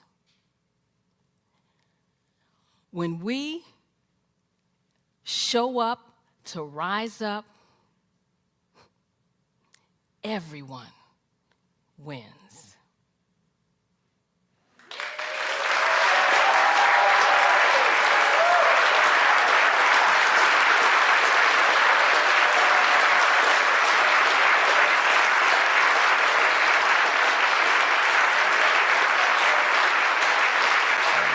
Did you know women represent just 3% of Fortune 500 CEOs and less than 15% of corporate executives at top companies worldwide? Have you wondered what the secrets are to getting into the top ranks, whether in the private or public sector? Do you want to figure out how to stop being held back in your career or passed over for promotion? Then you're in the right place. Hi, I'm Dr. Madeline Ann Lewis, President and CEO of the Executive Women's Success Institute. I have decades of experience in the military, the federal government, and corporate America, and my mission is to help women succeed and tap into their full potential. I want to reach 1 million plus women around the world to become the leaders they are meant to be. So if you want to move into a management or executive level position, or maybe you are a female veteran transitioning out of the military into business entrepreneurship, then reach out to the Executive Women's Success Institute at 301-693-3284. Let us get you on the fast track to success.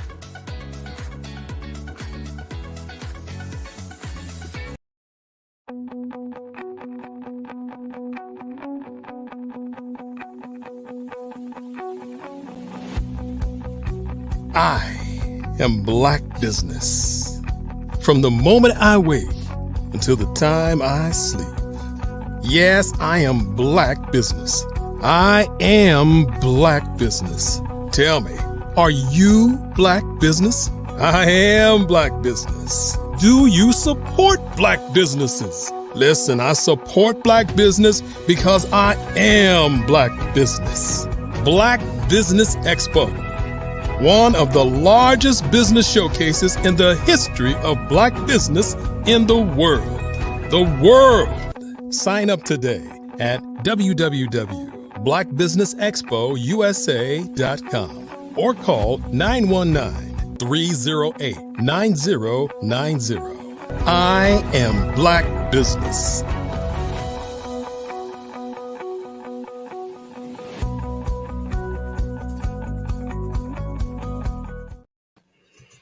Good evening, business owners, entrepreneurs, thought leaders, and corporations. Welcome to the Black Business Network. My name is Grant McGaw, CEO of 5-Star BDM and host of the Follow Brand podcast and TV series. I'm your business moderator for this evening on the Black Business Network. The Black Business Network is a 24-hour business network showcasing Black businesses, business owners, entrepreneurs, and thought leaders worldwide. We have speakers from North Carolina, London, Singapore, Africa, Japan, and cities all over the United States. The Black Business Network is a global community sharing its business knowledge to empower, inspire, and educate businesses about business. Welcome to an extraordinary presence at the Black Business Olympics, Dr. Madeline Ann Lewis. As the president, CEO of the Executive Women's Success Institute and a decorated 22-year Army veteran, Dr. Lewis embodies leadership and empowerment. An acclaimed international TEDx speaker and best-selling author, she excels in guiding women to pinnacle career positions, particularly in executive roles. Her course, Crack the Career Code, offers comprehensive tools for women, including veterans transitioning into entrepreneurship. Dr. Lewis's commitment to globally recognizing and earning her the Prince George's Chamber of Commerce 2023 Visionary of the Year Award and the title of the most influential women empowerment coach from H.E. Denisa Gold. I think that's Gokovi. I'm not going to pronounce that. Her accolades include the Joe Mann's Black Wall Street Award and a spot on the 2022 Veteran Champions of the Year in Corporate America's list. Dedicated to accelerating women's success paths, Dr. Lewis's philosophy emphasizes embracing one's unique attributes for growth in the business world. Let's warmly welcome Dr. Madeline Lewis to the Black Business Olympics. Well, hello, Grandma Gaw. How are you? I'm doing very well. Thank you. Thank you for that great introduction. Well, that's all you. That is your history. I loved your TEDx right before you came on live. It was beautiful. I'm going to get out of your way because we want to hear more from you. Genius is common, and I'll see you on the other side. Thank you.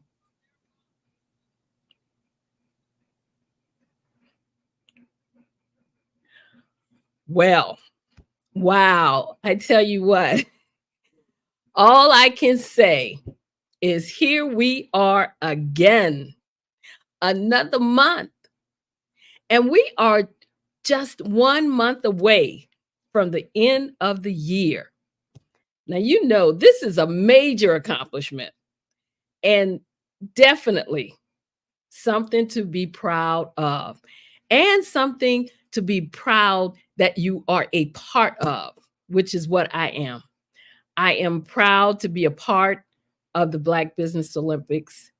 I am also honored to have the opportunity to be on such a phenomenal platform as the Black Business Olympic, which is shown on the Black Business Network. You know, just saying that makes me proud, just to be able to say the Black Business Network, Black Business Olympics. Proud because I get to see and hear so many of our Black sisters and brothers sharing their expertise and providing so many resources. I mean, it's unbelievable. You have literally been watching and listening to the best of the best business owners, business leaders, thought leaders, and heads of corporations. I mean, these are people that have come together worldwide from all around the world, globally. So before getting started, I have to take a moment to thank Dr. Eric Kelly III for unselfishly bringing me and a host of others onto this phenomenal platform, for sharing this incredible vision with the world, and for creating what I consider to be a noteworthy occasion. Thank you, Dr. Kelly. Thank you for being a visionary. Thank you for encouraging and inspiring me and all the leaders who have appeared and have been heard, not only this week, but all the months past. You know, Dr. Kelly has produced what is being recognized as a one-of-a-kind platform, something not seen before anywhere. He is bringing us all into what will also be recognized as the greatest of all times. This platform, believe it or not, is changing the lives of a lot of people, businesses, and corporations worldwide. So let me tell you this. The timekeeper has sounded, and this platform is definitely being counted as a part of history. Dr. Kelly, thank you for letting me share in this vision. It is an honor and a privilege. Well, I know that you heard my introduction that was given by Grant McGaw, but I just want to say hello to all the viewers. And again, I am Dr. Madeline Ann Lewis, President and CEO of the Executive Women's Success Institute. And I help women navigate through some of the obstacles that they may face when trying to reach the top rung of the career ladder. I help them to focus on a positive and successful mindset. You know, earlier this week, when Dr. Kelly opened up, he talked about mindset, mind state, and mind shift. He stopped me in my tracks because I'm going to talk to you a little bit more about mindset, because I think those three things that he mentioned are very important. And the mindset, that's the one that I just love to focus on. So we're going to talk about having a successful mindset. You know, on the first day this week, as I listened again to Dr. Kelly opening up, and he talked about mindset, mind state, and mind shift, this was all to make you ask yourself the question, what impact are you going to make on people worldwide? I want you to think about this question. Think about how you will answer it. How you're going to answer it now, or how you're going to answer it in the future. Because this is all about believing in yourself.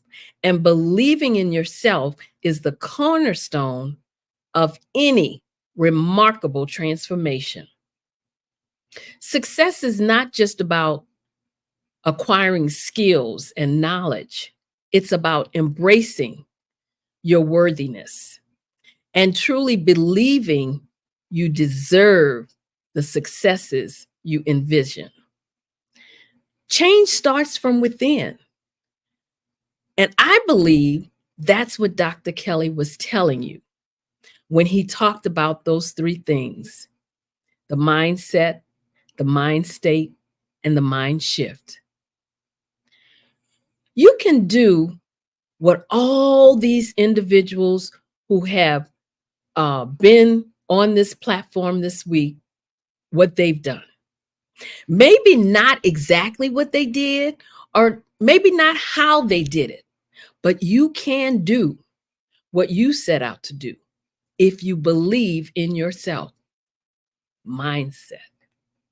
So celebrate your achievements, no matter how big or how small. You know, I'm going to stop a little bit here because one of the things that happened to me during this month was that I received a huge award. It was when I got home, the box was sitting on my porch, and I thought, oh my goodness, what did I order now? And when I opened up the box, it was this huge award, beautiful gold award.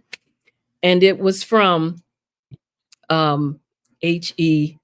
Denisa Gagovi. And when I looked at it, I thought, oh my goodness, when I read the inscription on it, it was an honor to receive that from someone of such high esteem. It really was. But I'm telling you all of this, not because I'm trying to brag about the fact that I got the award. Awards are great. Love them. Love receiving them. Love being able to show that they represent my business, represent my work. Truly great. But here's the thing. It all comes from what's put out there, the mindset. Everything that you do, everything that you put forth, how you challenge yourself, those are the things that bring these things to you. So if your mindset is not right, then nothing is going to fall into place the way you may want it to. You know, as I talked about earlier, my journey or my story, when you hear my bio, it talks about the fact that I help women, I guide women up the ladder to success. And the reason I do that is because I know how they feel, as the saying goes. I know I have been there and I have done that. And this is why I have a passion for helping women in any way that I can, because I was blessed with mentors who saw my gifts and helped me to reach levels in the military and in my civilian career that few women sometimes reach, especially if you're a woman of color. When I realized that women were watching me, my progression, and they started coming to me for advice on a lot of things, such as reviewing their resumes, advice on what they should do to get to the next career move up that ladder, or, you know, to look at, help them in mock interviews. These were the things that told me you needed to do, that I needed to do something more to help.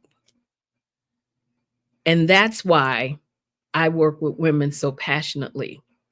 I also noticed that there were not many women helping each other to move up the ladder. They either would not take the time or had the willingness to share their knowledge with other women behind them on the journey to success. Even doing research, I had women to tell me that the reason why they didn't feel they should pull too many women up the career ladder is because they didn't want to seem like they were being biased toward women. That's a poor excuse. And so seeing and hearing these things, I knew that I had found my purpose. This is what inspired me to start my business, a business that would provide the guidance, the coaching, the personal and professional development to the women who wanted and needed to advance in their careers, or even to start a business. It's given me the vision. Also, actually, this platform helped with that too.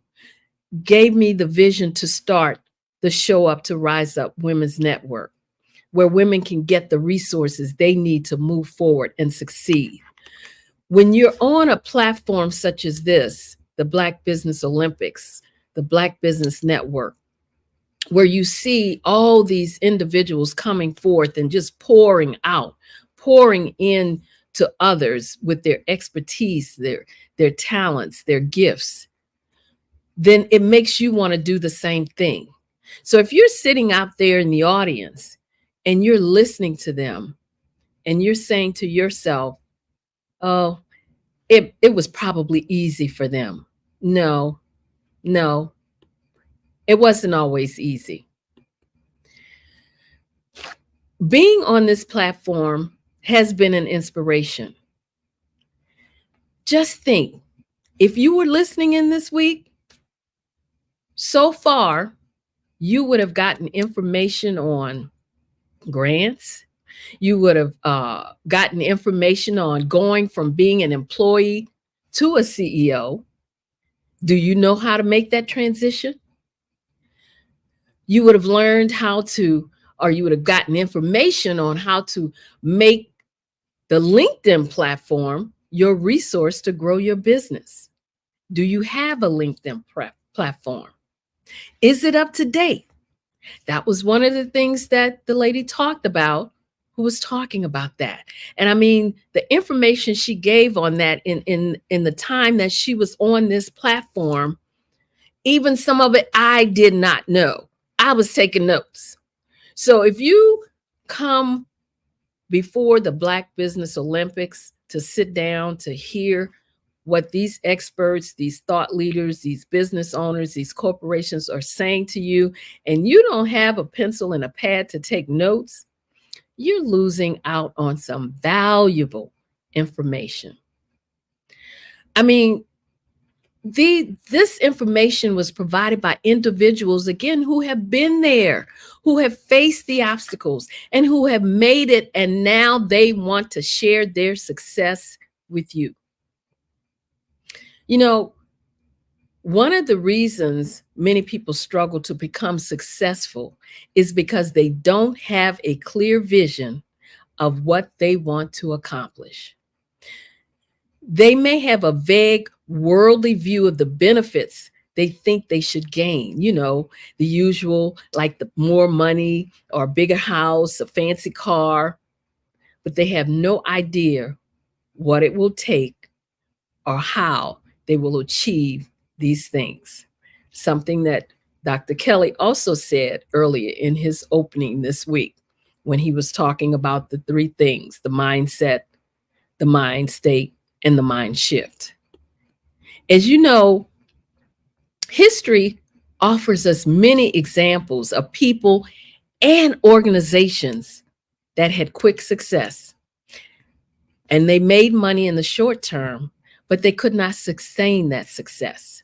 It's sort of like, I guess, some of the businesses that had to close down because of during the pandemic. Why? Because they didn't have a plan B. They didn't know how to pivot. And so some of them were left having to shut their doors. More often than not, they failed to sustain their success because they did not make, like I said, a commitment to excellence. That's what it would have taken. They were willing to take shortcuts, and those shortcuts a lot of times prove to be their undoing. And in a lot of cases, that's why they may have had to close down. Developing a reputation for excellence is the best insurance for long-term wealth and success. And then again, you have those who eventually lose interest when they don't see much progress. Those people that they want it right now. Or in some cases, they see there's real work involved.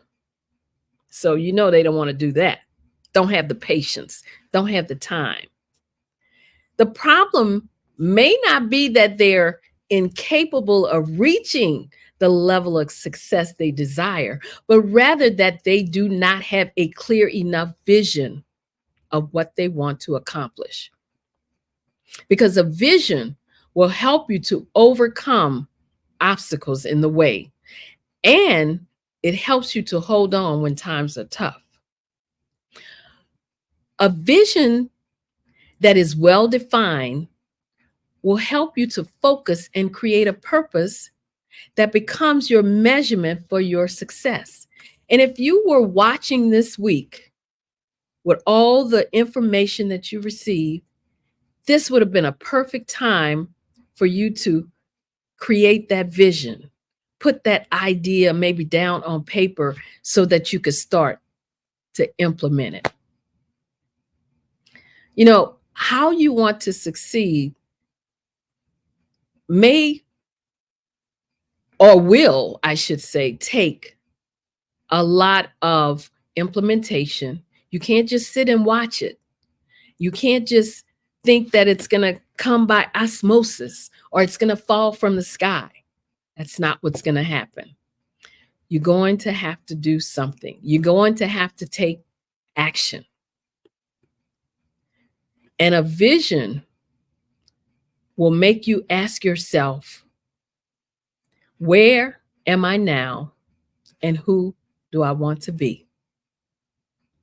So you have to have that vision to even get started. That's how this Black Business Olympics got started. That's how the Black Business Network got started, from a vision. Every dream and every aspiration starts with a vision. A vision has to include who you want to be, because it's important to know clearly who you are right now to know who you want to become. This includes your habits, your attitudes, and your points of view. If you are unclear about yourself, you will be unclear about your future. Too often we let obstacles discourage us from chasing our goals that will lead us to success. Something I want you to remember, and that is obstacles are simply stepping stones toward your greatness. So don't let them shatter your dreams. Don't let anyone shatter your dreams or anything shatter your dreams of reaching success. You know, people form their own concepts of what success is about in many ways. In an ideal world, we would all arrive at our definitions of success based on a clear understanding of ourselves as individuals and what it is that we want to get out of the many years that we will spend in the workplace or in the business world. You know, but the truth of the matter is that many of us find it very difficult to disentangle our own personal needs, motives, and values from the messages that we receive from other people about what we ought to want and what kind of success we should be seeking. As it turns out, for these people, the essential but missing ingredient in their planning is self-insight. They made their plans, they may have pursued their goals, but they never really had a good idea or a solid understanding of how their plans and goals fit their own personal objectives. They just assumed that they were doing the right things, but all the while they never realized until it was too late that they were working with someone else's concept of success and not their own. You know, you will often find that success means different things to different people. Yet we often talk about and think about success as though we all have the same concept of what a successful individual is. So, okay, what is success? To me, it's simple. Success means making the difference that only you can make. So what do you think that difference is for you? It means being appreciated and rewarded for being your true self each day. It means doing work that reflects your unique interests, your talents, your values, and your gifts. With true success, the line between who you are and what you do disappears. Yes, success is scary because it involves change. Success can be intimidating and hard to handle. Success also involves more challenges and responsibilities, and that is definitely threatening, which is why many people fear success. Here's what people fear more than success, and that is judgment from others. And the sad part is that this judgment is what stops most of us from doing anything meaningful with our lives. We would rather play it safe than to risk making a mistake and maybe embarrassing ourselves. It's a fact that success isn't always a straight path, but it can be a challenging and thrilling adventure. One thing I want you to remember, most of us do not start out successful. Success is an experiment that comes with plenty of trial and error. It's built as you learn from mistakes along your path to personal and professional development. You have to take your experiences, both good and bad, and use them to your advantage. And if you do this, you will find levels of success you never thought possible. You don't want to look back on your life 5 or 10 years from now and regret not having pursued your dream of success. Especially since you have this platform with all these resources that you can use to put together a plan, to put together an idea, to keep creating, and to, most importantly, to implement. I mean, a lot of these individuals that have come on this week, they have given you a definite roadmap.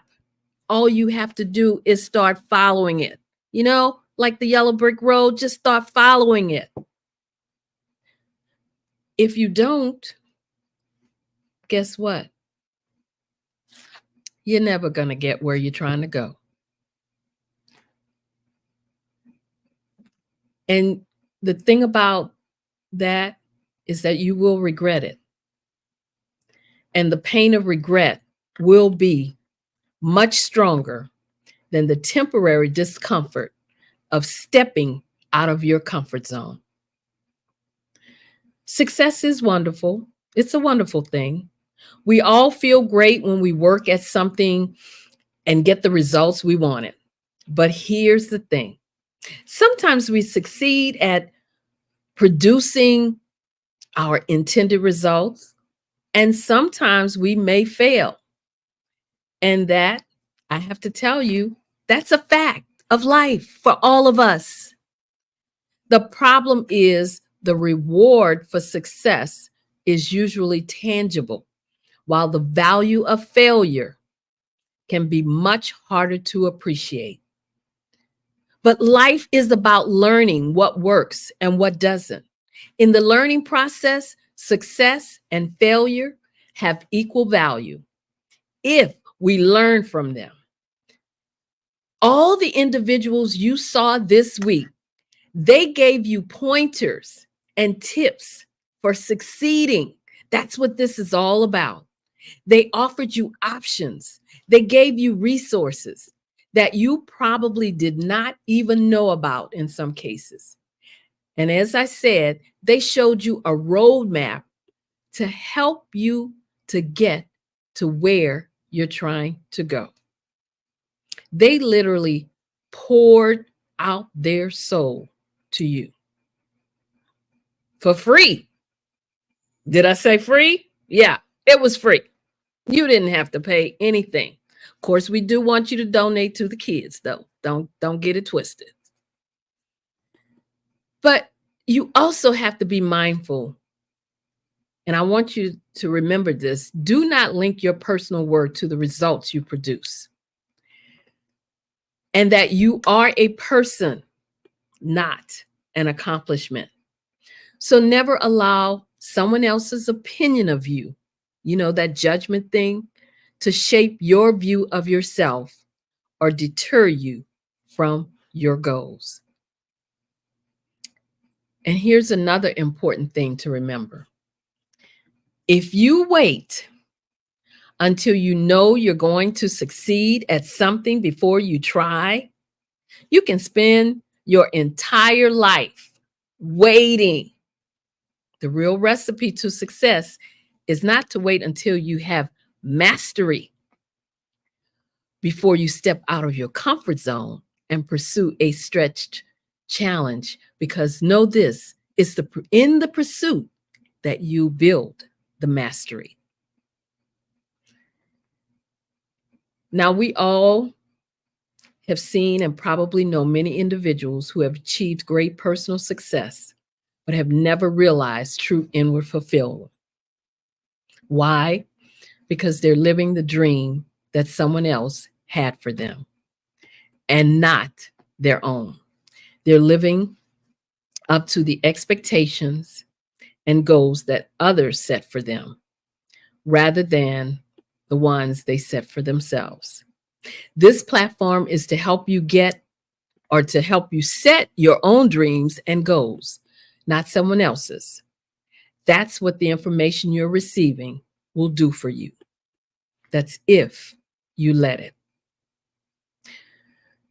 With all that said, I'm going to give you another secret to success, and that is to never stop learning. Obtaining knowledge is a continuous journey. The best leaders know they're never in a place where they wouldn't benefit from the insights of others who have attained success. So I just want to say, before I wrap up, is that you have to have the right mindset. You have to, like Dr. Kelly said, it's the three things all together: the mindset, the mind state, and the mind shift. With this platform, you're able to be in the environment of all three of those things. But the bottom line is, what you get from this platform, you have to implement if you want to see anything come to fruition. Because if you don't implement it, if you don't take action, if you just sit here every month, for those 7 days, and don't apply anything, don't take action with anything that has been said, something can help you from this platform. Someone on this platform you can reach out to, and they will be able to help you to expand your idea, maybe to even create an idea. So get off the fence. This platform is to get you off the fence. Let it do what it's meant to do. Let it do what Dr. Kelly has put it in place to do. Because we all know nothing is ever 100% guaranteed. So if at any time you make the wrong choice, realize that you are human and it is a part of life. But continue to maintain your integrity by owning up to the decision you make, no matter the outcome. My ladies out there, you know I always have a special message to you. And that is, when we as women get into the habit of my three things, being confident, being assertive, and making sure that you build that support network, I know we will rise up and tap into our full potential, because women are one of the greatest resources on this planet. I am Dr. Madeline Ann Lewis, President and CEO of the Executive Women's Success Institute, and I thank you so much for letting me share this phenomenal platform tonight. Oh, man, thank you. That was a great shout out. That's the applause all over the world. I want to thank you for being here tonight and telling about the value of the Black Business Network and the Black Business Olympics and the value that you're doing for Black women. Thank you so much. Genius is common, and I'll see you on the other side. Absolutely. Wonderful work, wonderful work. The Black Business Expo's mission is to raise funds for high school seniors going to college or K-12 entrepreneurs. This expo is a fundraiser for students. You may go to www.blackbusinessexpousa.com to donate to the scholarship fund, or use the Cash App that's on the screen below. That's $BBXUSA. Our goal is to give laptops and up to $5,000 to 10 students. Students can register online at www.blackbusinessexpousa.com. Every dollar counts. So we want to remind you to donate to the scholarship fund. Hello, I am Dr. Eric Kelly III, the visionary strategist and founder of the Black Business Olympics. I invite you to showcase your Black-owned businesses on the Black Business Network global stage. The Black Business Olympics is a global Black Business Network platform that propels Black-owned businesses into the international spotlight. By showcasing your business on the Black Business Olympics platform, you can reach a worldwide audience of potential customers, partners, and investors. You can also establish yourself as a thought leader and expert in your field, attract lucrative partnerships, and more speaking engagements. In addition, the Black Business Olympics platform provides a valuable opportunity to connect and collaborate with like-minded entrepreneurs and business professionals from around the world. This can lead to new business opportunities, ideas, and relationships. Finally, by sharing your story and expertise on the Black Business Olympics platform, you can inspire and empower others. This is a powerful way to make a positive impact on the world and leave a lasting legacy. If you are a Black-owned business owner, I encourage you to seize the opportunity to showcase your business on the Black Business Olympics platform. It is a once-in-a-lifetime opportunity to make an indelible mark on the world. Be one of the 1,000 visionary entrepreneurs who are changing students' lives, shaping industries, and leaving an unforgettable legacy for their families. Unleash your voice on our global stage and watch your business thrive. Black Business Olympics is one of the largest Black business showcases in the history of Black business in the world. Yes, the entire world. Just give me a call today at 919-308-9090.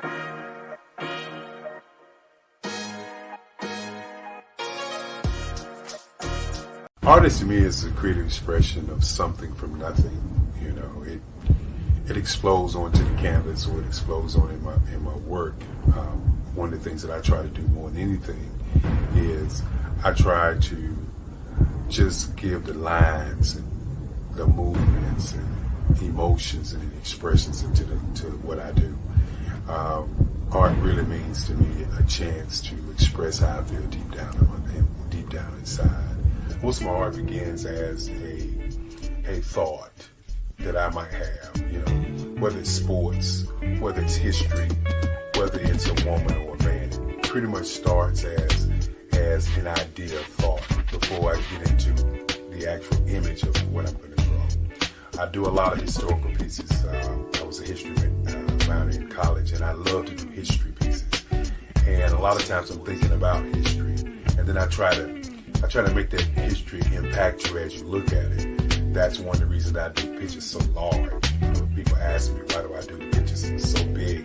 And I tell them, I want the piece to impact them as they're looking at it, to kind of dominate them, dominate their space.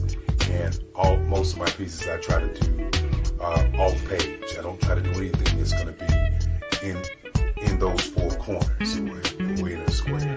And I want your imagination to be a part of the piece that you're looking at.